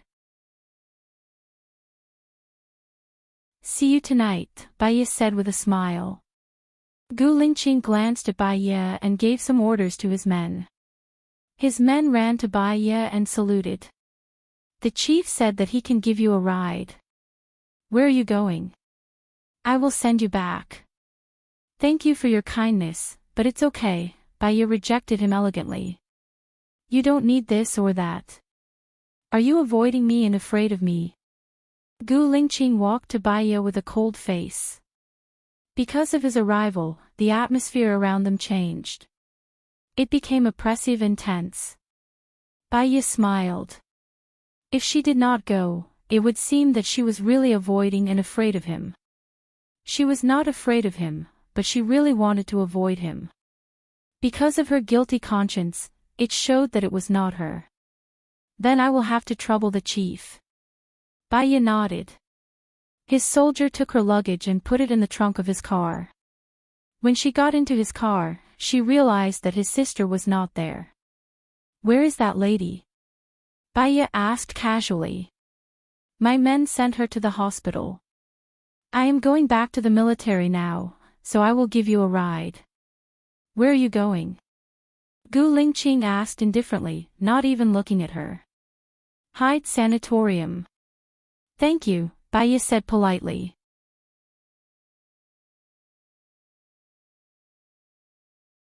Chapter 141. If it was Baya in the past, she would definitely be so nervous that she would be incoherent. Under Gu Lingqing's pressure, she had nowhere to hide from his scrutiny.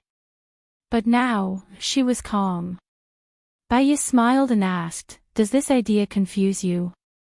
Gu Lingqing's eyes paused for a moment, looking at every change in Baya's expression. But no. Her smile was like a flower, and she was calm. Is this true? Gu Lingqing asked, and his eyes became deep. The past is like the wind. Why do you care about it? Whether we have loved each other or not, it means nothing to us now. Maybe it's just my simple lovesickness. As time goes by, any impetuous thoughts and hopes will stay in the impetuous past, Baya said in a seemingly joking manner. Don't beat around the bush. I want to know, have you ever been in a relationship? Gu Lingqing became serious, upright, cold, and fierce. Baya paused for 3 seconds and replied clearly, simply, and clearly, no. Is it interesting to talk so much nonsense without you? Or do you think that I have a lot of time to listen to you? Gu Lingqing looked at her and was inexplicably angry. Baya knew that she would make mistakes if she said too much and committed a psychological taboo. I'm sorry. In fact, she just wanted to hide it too much. She used her eloquence to cover up her guilt and freedom. Gu Lingqing looked out of the window. The rain was beating on the car window.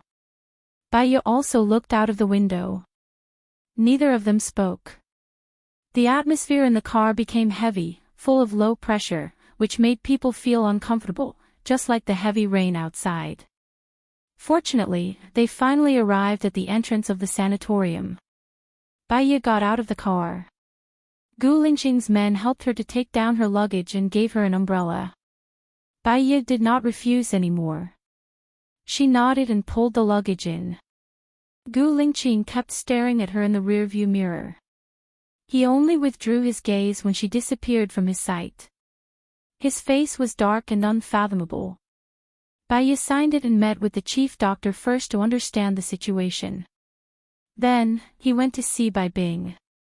3 years ago, Bai Bing would still talk to her pillow and smile from time to time, but she would not recognize anyone. Now, she was still hugging the pillow. Her eyes were empty, blurry, and unfocused as she looked at the air.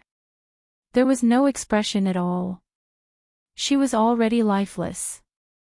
The chief doctor said that she had lost control of her bowels and urine. She spent most of her time lying on the bed, occasionally sitting up. Su Jiran found 2 caretakers to take care of her. Therefore, although he was completely abnormal, his body was still clean. Baiya sat in front of Bai Bing. Bai Bing's eyes didn't move at all, as if she hadn't seen anyone. "Mom, I'm Baiya," Baiya said gently. Bai Bing did not respond. "How is Xing Buchuan recently?" Baiya asked again. Bai Bing slowly looked at Baiya. The corners of Baiya's mouth twitched, and her eyes were a little red. In Bai Bing's heart, there was only Xing Buchuan. This daughter of hers was dispensable, right? He's very good. We even danced together yesterday, Bai Bing said seriously. What music was that? Baiya said in a relaxed tone. Her fingers gently tapped on the table, making a regular tapping sound. It was the Red Danube River. It was evening, and the setting sun had dyed half the sky red. He reached out and put his arm around my waist. His steps were very light and slow. Shake and shake, shake and shake. A long-lost smile appeared on Bai Bing's face. Oh, I saw you too. You're so beautiful, and you too are so loving. He gave you a box. Open it and see what's inside, Baiya asked and retracted her hand. It's a diamond. He proposed to me. He finally proposed to me. I'm so happy, Bai Bing said excitedly and stood up. Baiya also stood up and stood behind her. It's not just a diamond. There's another diamond. What's going on? What's going on? Bai Bing made a throwing gesture and jumped back in shock. He proposed to me twice, Bai Bing said in a daze. Twice? Have you ever divorced? Baiya asked. Divorce? Bai Bing panicked. Her eyes were filled with fear and her expression was ferocious. She covered her head and muttered, "That's a whore. B*TCH. She stole my man. I'm going to kill you." Bai Bing looked at Baiya fiercely and reached out to strangle Baiya's neck. Baiya was very calm. You won in the end. Xing Buchuan proposed to you again. Bai Bing paused. Yeah, he proposed to me again. He divorced that B*TCH. She looked at Baiya in confusion. Who are you? Baiya smiled. Mom, I'm back. I'm Xiaoya. Xiaoya. You're Xiaoya. Where have you been? I haven't seen you for a long, long time. Bai Bing held Baiya's shoulder. She was a little strong, and Baiya was a little hurt. Mom, you have me in the future. We'll get better. I'm confident that Dad will return to your side. Really? Your dad will still want me. Bai Bing held her face and asked in surprise and doubt. Don't forget that you're the most beautiful woman in the world. He broke up with his family to marry you. As long as you take care of yourself, you'll still be the most beautiful woman, Baiya said with a smile. Yes, yes.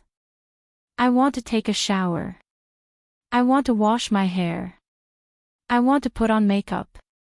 Bai Bing was so happy that she cried. Bai Yi sat down and tapped on the table. Do you need me to help you? No, Mom isn't a child. I can do it. Bai Bing took her own clothes and walked into the bathroom. Bai Yi gently raised the corner of her mouth. She walked to the window and looked at the rain that had not stopped. Her eyes were clear. The doctors and nurses outside were stunned. For the past year, Bai Bing had not said a word. She could no longer take care of herself, but now she could find her own clothes to take a shower. Was this the power of family? When Bai Bing came out of the bathroom, Bai Yi dried her hair and patiently put on makeup. She took a photo of Bai Bing with her phone that had a beautifying function. Bai Bing was also satisfied. Send it to your dad. Don't worry. Bai Yi kept her phone and held Bai Bing's hand. Mom, I don't think you're in the best state right now. We have to hit the target in one shot. Otherwise, I'm afraid it won't have the desired effect. What should I do? Bai Bing asked Bai Yi. Fitness, diet, reading, be your best self for a year. Leave the rest to me. Okay, you have to help me, Bai Bing begged. Bai Yi's eyes were deep. I will definitely help you. Bai Bing talked a lot. She talked about her past. Her mind was clear. Bai Yi listened patiently. Bai Bing was tired. She went to bed and made the bed herself. Bai Yi walked out of Bai Bing's room.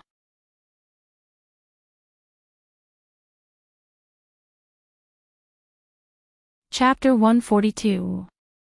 Oh. Bai Yi chuckled. It seems that I don't want to hear your important things. Mu Shaoxing paused. Bai Yi smiled more brightly and looked at the elevator. I'm just kidding. I promised to work for you for 5 years. There's no reason not to work. You seem to have become naughty. I'm happy for you. Mu Shaoxing softened his tone. Bai Yi did not speak and pressed the button for the elevator to go down. I was worried before. I heard that the university kept you as a professor, and the FBI also extended an olive branch to you. The cases you solved in the United States were very sensational. I thought you wouldn't come back, Mu Shaoxing said with a sigh. I will definitely do what I promised you, but I also want to discuss with you. Here's the thing. I will work for you, and you can give me tasks, but I won't work. I want to open a psychological clinic. Is that okay? Bai Yi's tone was not aggressive. Of course. I didn't sponsor you much. I didn't expect you to be so outstanding. I am very satisfied that you can come back to help me. Mu Shaoxing was easy to talk to. Thank you. Now let's talk about the things on your side. Let me see what I can do. Bai Yi asked. This matter involves a senior official, so the police are looking for my resources. If I can't solve this case, it will be more troublesome. Mu Shaoxing said. Tell me in detail. I have time from now until evening. Let me treat you to dinner today. Bai Yi said calmly. Mu Shaoxing found that the current Bai Yi had changed a lot from 3 years ago. 3 years ago, she had been gloomy, dispirited, bored, and hopeless. But now, she was full of the charm of an intellectual woman. She could talk and laugh moderately. She was more charming than 3 years ago. He sent Bai Yi to stay in the International Hotel in his city and had dinner in the hotel restaurant. Do you want the company to arrange accommodation for you? Mu Shaoxing asked with concern. No need. I will buy a house when I am free. Let's talk about the things on your side. Bai Yi took out a notebook and a pen from her bag. She took a sip of lemonade and waited for him to speak. The victim's name is Angie. She is 53 years old. Her younger brother was general and of the Ministry of National Defense. Her husband was Song Jianren. He was 54 years old this year and was the Deputy Minister of the Ministry of Finance. On the day of the incident, a few people were playing mahjong in her house.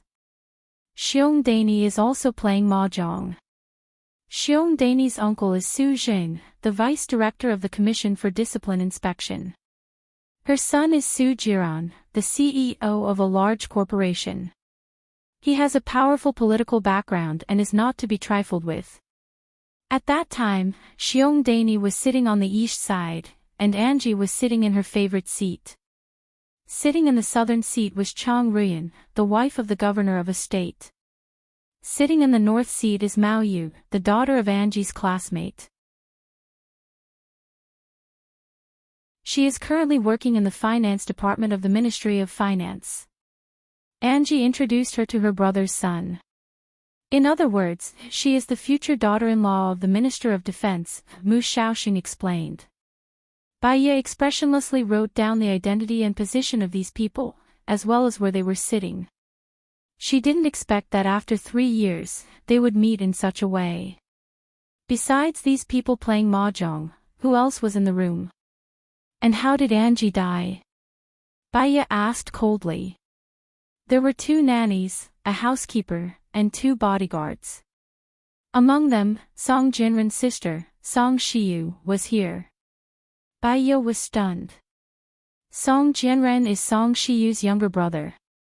Baiye was surprised. She didn't know much about Gu Lingqing's family. Yes, Song Shiyu's husband is Gu Tianheng, the vice director of the military commission. Song Shiyu's son, Gu Lingqing, is the leader of the special military region, the youngest general, and the most popular presidential candidate. All of them are people with prominent backgrounds. This morning, Angie's brother, General An, gave the order to solve the case within a week. The police found me and I studied the case. It's a big deal, so I didn't dare to do it easily. So I came to discuss it with my brother, but he didn't dare to take it, Mu Shaoxing explained. The people involved are either rich or powerful. If there is any mistake, you may be killed. You shouldn't take this job. Baiye judged rationally. Mu Shaoxing sighed helplessly. I am the director of the research institute. The police gave the highest order. I have to take it. I can't refuse it. My brother can refuse it because it's a personal invitation. The research institute can't refuse it. I can only tell you that I will take it because I promised to give you a job. But maybe some people don't want me to take it. You should be prepared. Baiye reminded him. Why? Mu Shaoxing was puzzled. As soon as he asked this question, Baiye knew that he actually knew nothing about her. Xiong Dani is my ex-husband's mother. Chang Ruyan is my stepmother. Song Shiyu. I have some unpleasant experiences with her. Do you think they will cooperate with me? I can only say that I will do my best. Mu Shaoxing was speechless. You are Su Jiran's ex-wife. It is said that there is a woman in Su Jiran's heart who changed his life. For this woman, he changed his previous lifestyle. In the past, he didn't reject anyone. Now, he doesn't touch women. Is the woman he loves you? Mu Shaoxing was shocked. Baiye remembered what Su Jiran said 3 years ago. No matter if it was 3 years, 10 years, or 30 years, I will wait for you. Her eyes darkened. Time is a good thing. It can dilute feelings, but it can't heal wounds. I fell on a man once, and I won't fall again. You deserve better. Mu Shaoxing said with a smile. He had feelings for Baiye, especially when Baiye came to him. He always fantasized that he could have some romantic feelings with Baiye. After all, he was elegant, had identity, status, looks, and knowledge. However, he only had sincere appreciation and admiration for Baiye now. He didn't dare to have any improper thoughts. I will continue to talk about the case. There are a few special things about this case. At 10:30 p.m., there was a power outage. The housekeeper took one of the housekeepers to get a candle. One of the security guards went to check the cause of the power outage. Seong Danny took out a mobile phone from her bag to light up the light. Angie fell down. How long was the interval between the power outage and the light? What was the cause of death? Baiya interrupted Mu Xiaoxing's words. This is what I want to talk about. It is suspenseful and unbelievable. There was about 10 seconds between the power outage and Seong Danny took out the mobile phone to light up the light. The cause of Angie's death was the silver needle that was stained with the poison of the dart poison would inserted into her temple. The problem is, how did she find the temple so accurately in a dark environment? It is worth mentioning that everyone sat in their seats and didn't move.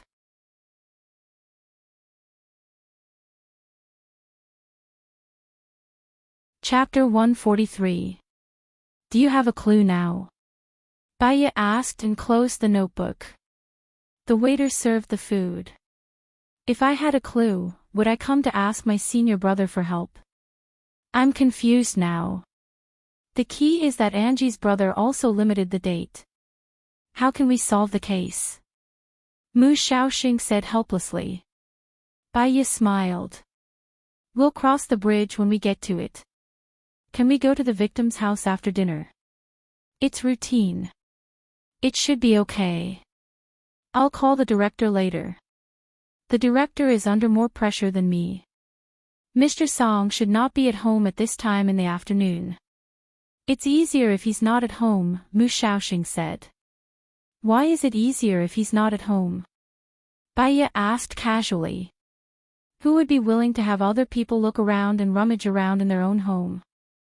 I thought it was difficult for you to deal with his character.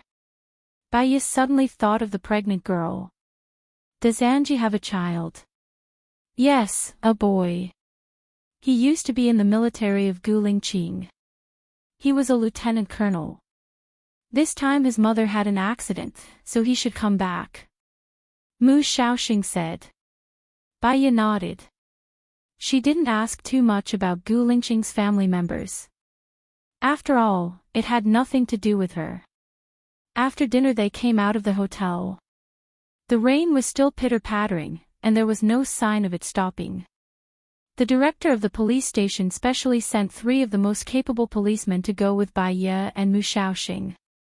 When they arrived, Baiya found that Angie's family, Guilingqing, Su Jiran, and Su Jing all lived in the same villa area.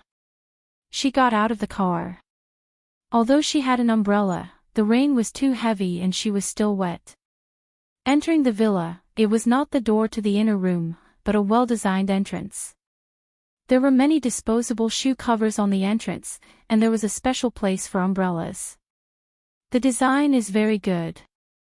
Was it designed by a design company? Baiya asked. It was designed by Mr. Song. The housekeeper replied respectfully. Baiya looked at Mu Xiaoxing. Mu Xiaoxing smiled. Mr. Song is a very meticulous man. He's very observant, meticulous, cultured, and elegant. He seems to be tolerant, but he also pursues perfection. His EQ is very high, and he's in a high position. Such a man should be very popular among girls, Baiya judged. Miss, your judgment is completely correct. Mr. Song is indeed as you said, the nanny said in surprise. You are simply too amazing. I can only judge that he is attentive, but you can judge so much. How did you do it? Mu Xiaoxing said in admiration. From the design of the entryway and the psychology of women. Baiya put on the shoe covers. The nurse opened the door. Guilingqing was also there. He sat on the sofa with a cigarette between his fingers. Amidst the fog, he looked at her. His expression was a little unclear. Behind him stood 2 uniformed soldiers. Sitting opposite Guilingqing was a young man. He bore a striking resemblance to Guilingqing. Baya judged that the young man should be Angie's son. The nanny walked to Gu Lingqing's side, nodded respectfully, and reported, young master, people from the police station are here. Song Yi looked at Baya with red eyes. Please find the murderer as soon as possible. Baya didn't speak. Mu Shaoxing smiled and said, I will do my best. He was slightly stunned when he saw Gu Lingqing. Young master, wasn't he the chief of the special military region, the popular presidential candidate, and the legendary figure Gu Lingqing? Gu Lingqing's appearance, temperament, and demeanor were very recognizable. Even if it was a glimpse 3 years ago, he could still remember it. Now, he understood why Baya said that she had some disagreements with Song Shiyu. Gu Lingqing was Song Shiyu's son. Was it possible that Baya and Gu Lingqing had some relationship? Mu Shaoxing was shocked and turned to look at Baya. Baya was so calm that it made people's hair stand on end. She asked Song Yi in a businesslike manner, may I have a look around? Yes, Bao Ma, show this policeman around. Song Yi ordered. Baya walked to the area where the deceased died. The mahjong table was in the southernmost area of the living room. The one in the east is Xiong Dani, the one in the west is Angie, the one in the south is Chang Ruyan, and the one in the north is Mu Yu. Did Angie have a silver needle in her left temple or right temple? Baya looked at the mahjong table and asked. Left. Gu Lingqing said in a low voice. Baya turned her head. Gu Lingqing stood beside her and looked at her deeply. Because he was too close. She could clearly see her reflection in his eyes. Hailan, I miss you so much. This sentence flashed in Baya's mind, and her heart was hit fiercely. She retracted her gaze and walked to Mu Shaoxing, who was still standing 2 meters away. It was only 10 seconds from the blackout to the death of the deceased. Almost no one moved. According to this logic, the only possibility is Mao Yu. It's very difficult to insert a silver needle with one hand. Moreover, it's the temple, and it's in the dark. I don't think it's her. Haven't you seen her? She's soft and thin. She cut her wrist with her right hand. I'm afraid she doesn't have the strength to do it. Mu Shaoxing explained. Gu Lingqing's gaze fell on Baya's wrist. There was a scar on her arm. It had been some time. The scar turned white, but it didn't disappear, so it was clearly visible. When Baya heard the words, cut her wrist was cold and painful. Let's go to the room and have a look. Bao Ma pushed the door of the corridor and said respectfully, this is Madam's room. Baya walked in. There was a bed of 1.8 meters by 1.8 meters. There was a pillow on the bed, and the quilt was neatly folded. Next to the bed was a bedside table and a dressing table. There was a lot of cosmetics on the dressing table. Baya picked up a few of them, glanced at them, and put them down. She opened Angie's wardrobe. After looking around, her gaze fell on a few boxes of slimming belts. She casually flipped through them and slightly raised the corner of her mouth. She opened the drawer of the bedside table. There were a lot of things in the drawer. Cold medicine, 3 photos, wound ointment, romance novels, socks, and slimming pills. She took out the photos. One of them was taken in Bali last summer. She had a bright smile, was a little fat, and made a V-shaped gesture. The other was a photo of her son participating in the military parade. Under the sun, the young man in a military uniform was very handsome. He raised his smile, and there were 2 tiger teeth. The other photo was an old photo. A tall and strong man hugged the young girl. She was slender, and her smile was sweet. The flowers and plants were beautiful. If you find anything, can you tell me? Gu Lingqing said. My superior should report to you, Baya said lightly. Gu Lingqing walked behind her. His aura was too strong. Her back was tense.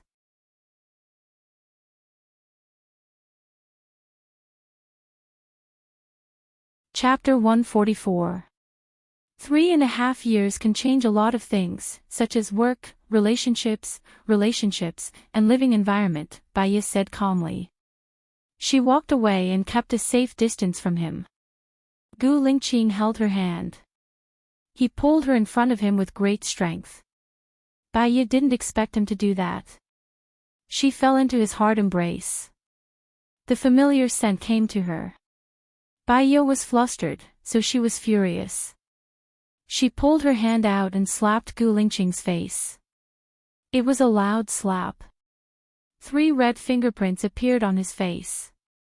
Gu Lingqing narrowed his eyes and looked at her coldly. Baya knew that she had gone overboard, so she looked down. Are you afraid of me? Gu Lingqing looked at her and observed the reaction on her face. Baya looked at him. Some abnormal behaviors are related to the person's experience. I was raped before, so I really don't like it when people touch me and force me. If I offended Chief Gu, please forgive me. Gu Lingqing's eyes darkened. The scars that ordinary women would try their best to hide, but she could so easily show them. Either she had let it go, or she was deliberately discrediting herself in front of him. Baya nodded, turned around and went out. She said to Bao Ma, please bring me to Mr. Song's room. Okay, this way please. Bao Ma went upstairs. Baya looked back at Mu Shaoxing. She was a little annoyed. She lowered her voice and said, follow closely. You are here to solve the case, not to stand aside and be a decoration. Mu Shaoxing touched his nose. He saw that Gu Lingqing had gone in. He must give them some space. He didn't dare to go in. Bao Ma pushed the door open. The room was spotless and emitted a faint fragrance. There was a desk, and the books on the desk were neatly arranged. There were 3 treasures of the study on the desk, a painting tube, and many white scrolls. Baya took it out and looked at it casually. There were ink paintings, calligraphy, and poems written by Song Jianren. It was very particular. There was a seal on the lower right corner. The name on the seal was Mr. Renmu. Above the big bed hung a wedding photo of Mr. Song and Angie. Baya opened the bedside table. The cupboard was empty except for a bottle of cologne. There was nothing in it. Baya also opened her wardrobe. Mr. Song was a very particular person. Suits and shirts, winter and summer, were all clearly distinguished, meticulously. Bao Ma, can I ask you some regular questions? Baya asked politely. Bao Ma was afraid of saying the wrong thing, but she did not dare to not answer the police's questions. She was trembling with fear. What do you want to ask? Bao Ma asked softly. Let's find a quiet place to sit for a while. You don't have to be nervous. Just talk casually, Baya said with a smile. Bao Ma nodded, then let's go to the reception room on the 2nd floor. Bao Ma was walking in front. Baya turned her head and said to the people at the police station, call young Master Song along. I'll ask them together. Yes. Bao Ma pushed open the door to the reception room. There was a fruit plate on the coffee table, an ashtray, fresh fruit in the fruit plate, and a goblet with cigarettes in it. Baya sat down on the sofa and took out a notebook and pen from her bag. Song Yi came in, and so did Gu Lingqing. As soon as he came in, the atmosphere in the reception room became heavy. This man had the ability to change the atmosphere. Baya looked at Gu Lingqing's eyes. He looked at her deeply, his gaze as dark as ink. She did not like his gaze. It was like a beast hibernating in the dark. It was too focused, too strong, and full of aggressiveness. How is your father and mother's relationship? Mu Shaoxing asked Song Yi first. My father is a man who takes good care of his family. He is very considerate to my mother. Many people envy my mother for marrying such a good husband. My mother is very kind, optimistic, and straightforward. People around her like my mother very much. Song Yi was sure. My mother is very kind, optimistic, kind-hearted and straightforward. Song Yi said with certainty. How often do you go home? Baiya asked Song Yi. The military rules are stricter. I can only come out for half a day every Sunday. I spend more time with my brothers, Song Yi replied to Baiya. So you don't go home often, right? When was the last time you went home?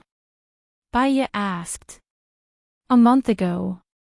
A month ago, my mother injured her leg. My father even specially took a leave to accompany my mother. They are a very standard model couple, Song Yi said sincerely. Baiya looked at Bao Ma. Bao Ma lowered her head, twisting her apron, very nervous. I believe that Mrs. Song is a very good person. She is warm-hearted and carefree. She has never treated you as an outsider. You also want to help her find the murderer, right? Her spirit in heaven will thank you, Baiya said softly to Bao Ma. Mrs. Song is indeed very good. She is never harsh to the servants. Last time, my family was in urgent need of money. Mrs. Song gave me 20,000 without a second thought. Who killed our Mrs. Song? Bao Ma was a little emotional, her eyes red. Has Mrs. Song been behaving strangely recently? For example, would she shut herself in her room for a long time? Baiya asked. Ever since Mrs. Song was discharged from the hospital after the fall, she has been in a bad mood, Bao Ma replied. Before the fall, was she in a good mood? Was she in a good mood to the point where she would buy cosmetics, put on makeup, lose weight, buy pretty clothes, do facial treatments, and learn to dance? Baiya asked. Bao Ma was very surprised. How did you know? Baiya already knew. She smiled. How many times does Mr. Song come home a week? Bao Ma's face was pale as she looked at Song Yi. What do you mean? My father comes home every day, no matter how late he works. Song Yi frowned. A month ago, Mr. Song came home 2 to 3 times a week. Recently, he came home every day. However, he is not in a good mood, right? Baiya followed up with a question. Bao Ma was even more surprised. How did you know? Song Yi stared straight at Baiya. His eyes widened. What do you mean by this? What are you hinting at? Baiya smiled and looked at Song Yi calmly. It's nothing. I'm just asking. We've troubled you today. It's time for us to leave. Baiya stood up. Song Yi followed closely and said anxiously, Speak clearly. Your father and mother love you very, very much. That's all you need to know. Baiya walked towards the door. Sit down. Tell me in detail. Tell me what you think, Gu Lingqing said in a low voice. Baiya did not turn around. You know, if I make a call, the chief might bring you to my military base for a discussion. I don't want to be that troublesome. Baiya turned around to look at Gu Lingqing. She felt that Gu Lingqing was really domineering at times. He was so domineering that people could not resist at all.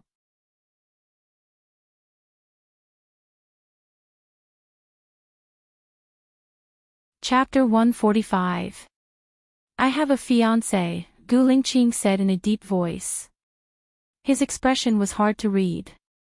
Baiya's heart skipped a beat. Unexpectedly, it still hurt. Gu Lingqing and Su Shaoling had been engaged for more than 3 years, but they still hadn't gotten married. Did he still miss Zhou Hailan? Baiya lowered her eyes and sat down on the sofa. He could tell her directly that he was engaged, which meant that he also wanted to keep a distance from her. There was no need for her to reject him because of her guilty conscience. What I'm about to say is just a judgment. If I'm wrong, please forgive me. Baiyu greeted him first. Just say it. Hurry up. Song Yi was rather impulsive. He furrowed his brows and stared at Baiyu. On the surface, your mother appears to be carefree and careless. She doesn't pay attention to details and is too casual. In fact, she's sensitive, but she covers it with optimism and cheerfulness. She's kind, gentle, and considerate, like a young girl, Baiyu judged. You're right. Go on. Song Yi urged. On the surface, your father is elegant, noble, gentle, and very cultured. He was born into a prestigious family, and his upbringing were excellent. He is talented, pays attention to details, meticulous, and pursues perfection. In reality, he is very harsh and very prideful. When he becomes fierce, it is as if he has become a different person. He tries his best to hide this unknown side of himself, Baiyu continued. Song Yi pursed his lips and was a little angry. The first half is right. But how did you judge the second half? I think you're talking nonsense. Your father prepared shoe covers at the entrance. The shoe cover box was placed in the most obvious position, facing the door. In fact, he doesn't like people coming to his house. But he's self-restrained and doesn't go too far. At most, what he doesn't see, he doesn't grieve.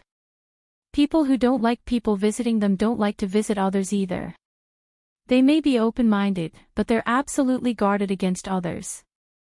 This kind of person is selfish, which contradicts your father's upbringing. So he represses it in his heart.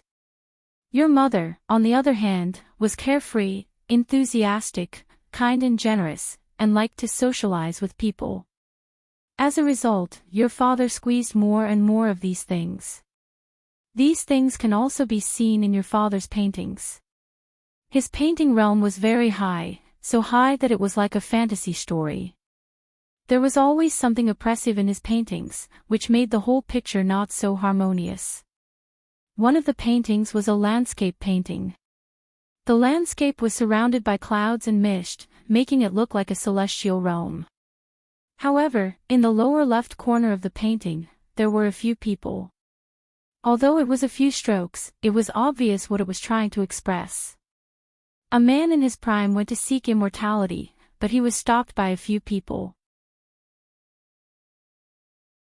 The painting reflects his state of mind, Baiyu analyzed. Don't tell me you think my father is the murderer. My father isn't at home at all. He's receiving the special envoy of the United States at this time, Song Yi said unhappily. Baiyu smiled faintly. Your father and mother haven't been married for at least 5 years, maybe even longer, maybe more than 10 years. Song Yi was young after all, so he blushed. They have a good relationship. Gu Lingqing looked at Baiyu deeply. His eyes were too dark, like a whirlpool that could swallow everything. Baiyu deliberately ignored his gaze and said, when your father was young, he fell in love with your mother's romantic, lively and lovely youth. Your mother was also a beauty when she was young. After giving birth, a woman's figure would more or less change. Your father was a perfectionist. As the trifles of life, familiarity, and your mother's figure became more and more out of shape, they stopped being married. In the end, your father completely hated living with a fat, sloppy woman who liked to play mahjong. From his paintings and inscriptions, it can be seen that he came back 2 or 3 days a week. He came back only because of his responsibility and the influence of his perfectionism. Your mother was meticulous. When she found out that your father disliked her, she thought about losing weight. It was hard for her to lose weight. She dieted and exercised, but she couldn't overcome her age, appetite, and physique. She gave up. Until she found out that your father had another woman outside. This woman was as beautiful as a painting. Her waist was as thin as a willow. She was a lady from a respectable family. She talked elegantly and was knowledgeable. She liked history and was good at painting. Your mother was very sad, but she didn't tell anyone. She was happy in front of others, but sad in the back. She loved her husband very much. She tolerated everything and would never affect his career. She went jogging, to the gym, to swim, to change silently. Because of her bad mood, the gym, and the lack of appetite, she quickly lost weight. In the past year, she had attracted a man. The man was much younger than your mother, and the two of them had sex.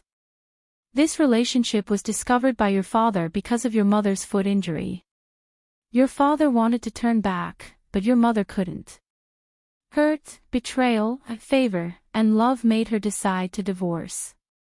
Therefore, the murderer could be her husband's subordinates, her husband's other woman, her brother, and herself. Go check her bank account. You should be able to find her boyfriend. Maybe you can find some clues, Baya said. Song-yi stood up anxiously. Are you making up a story? Are you a novelist? How can you make up such a ridiculous story? This concerns a human life. You can't just slander and smear it. This can be deduced from your mother's cosmetics, accessories, and recent style. Also, this is just my guess.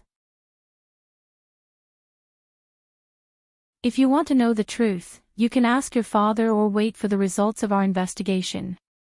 Baya stood up. If you spout nonsense, I guarantee that you'll have to bear the consequences, Song-yi warned fiercely.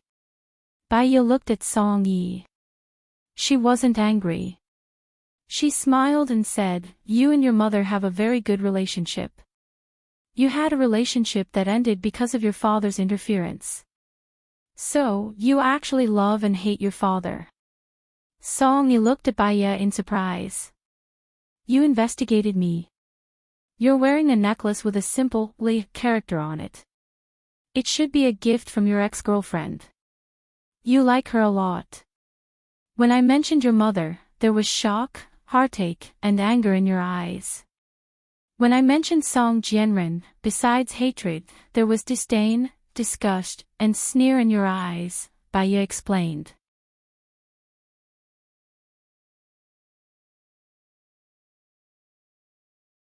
Chapter 146. When Gu Lingqing asked her to go, she couldn't refuse. Psychology was mainly used to judge a person's psychology through their words and deeds, behavior, eyes, conversation, and expressions. This was very useful for ordinary people. However, some people were very shrewd and hid their emotions very well. They would not easily reveal their true thoughts. Even their expressions were controlled to the point of perfection, making others feel that they were either unfathomable or secretive. Gu Lingqing was such a person. 3 years ago, he might still have the impulsiveness and irrationality of a hot-blooded young man. After more than 3 years, he had matured, restrained, and was colder, more domineering, and stronger than before. Now, he was a real king. Baya followed Gu Lingqing to the study room on the first floor. Close the door, said Gu Lingqing as he sat on the sofa, typing a text message on his phone and sent it out. He placed his phone on the coffee table. Baya suddenly felt pressured. She sat opposite him and looked at Gu Lingqing, meeting his ink-black eyes. Gu Lingqing was examining her. Silence was better than words. Baya let him look at her without saying a word or showing any expression. She couldn't back down. At this time, whoever looked away first would be guilty. His gaze lasted for more than 10 minutes. It was so quiet that they could hear each other's breathing. Gu Lingqing's lips curved upwards. Detective Bai, don't you have anything to say? Leader Gu is a very calm and composed person. You know yourself very well. I don't have a direct relationship with you. You're not the investigator that I'm in charge of this case. If I analyze you and my analysis is wrong, you will feel that I'm not worthy of my title and despise me. If my analysis is correct and I expose the secret that you're hiding in your heart, you'll feel uncomfortable and alert. After thinking about it, you'll feel that it's dangerous and I might be killed. So, I think it's better for me to keep quiet. What do you think, Leader Gu? Baiya asked. You're narrow-minded and overheard too much.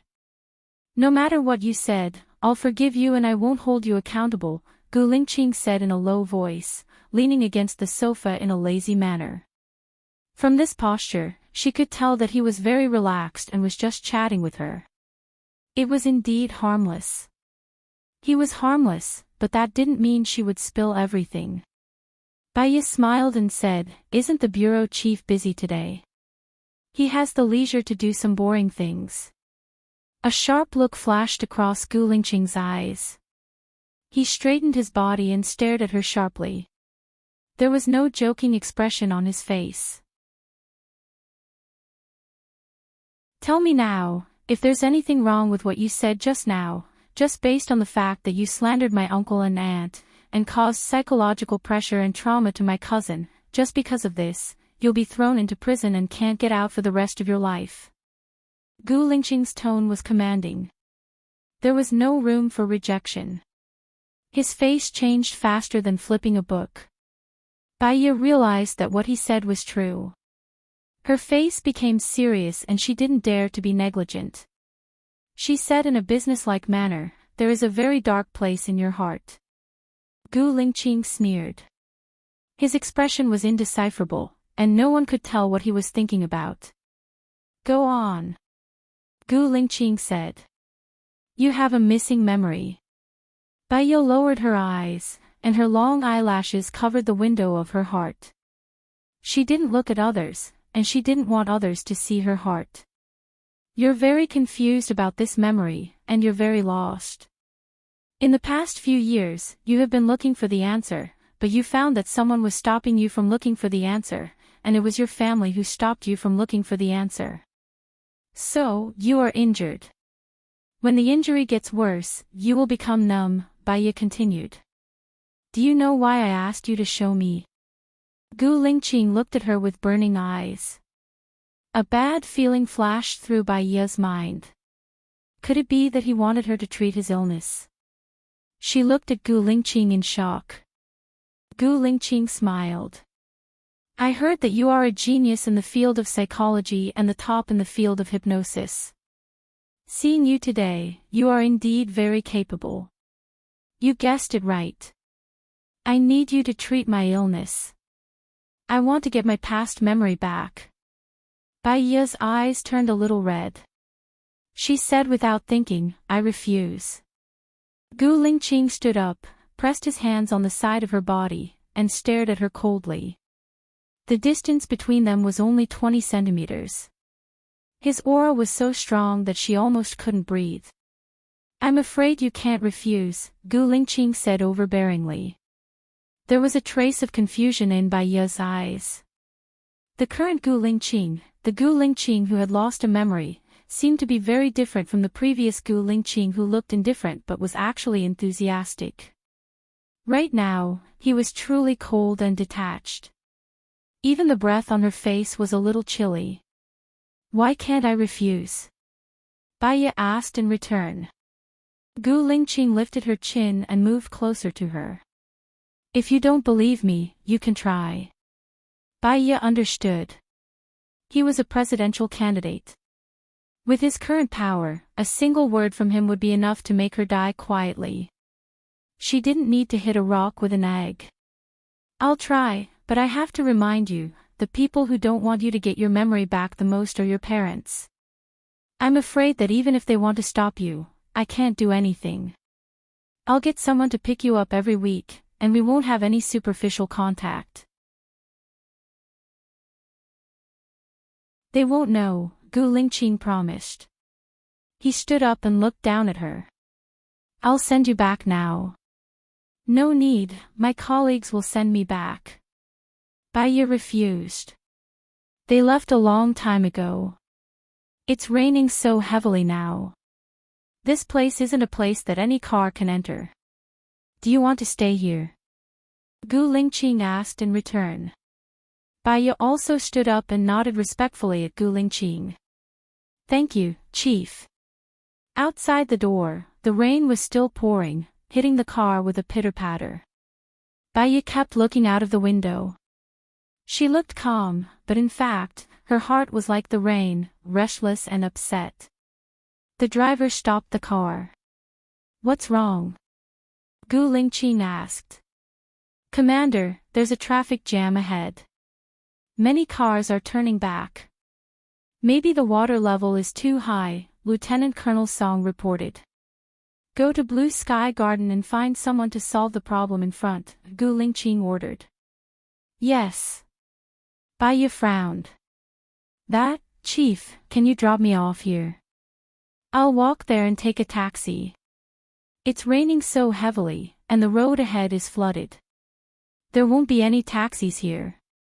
According to the traffic jam, even buses won't be able to pass, Gu Lingqing said in a low voice without even looking at her. Bai was a little annoyed. She really didn't like people making decisions for her. I can walk back. Aren't you afraid of being washed away by the water? Gu Lingqing said coldly. I'm not that weak. Gu Lingqing glanced at her. You talk a lot of nonsense. I said to go to Blue Sky Garden, so I'm going to Blue Sky Garden. I won't eat you, so what are you afraid of? When this road is settled, I'll naturally get someone to send you back. You're tuning into the Journey of the Soul YouTube channel. Don't forget to subscribe and join us on this journey to catch the most captivating stories.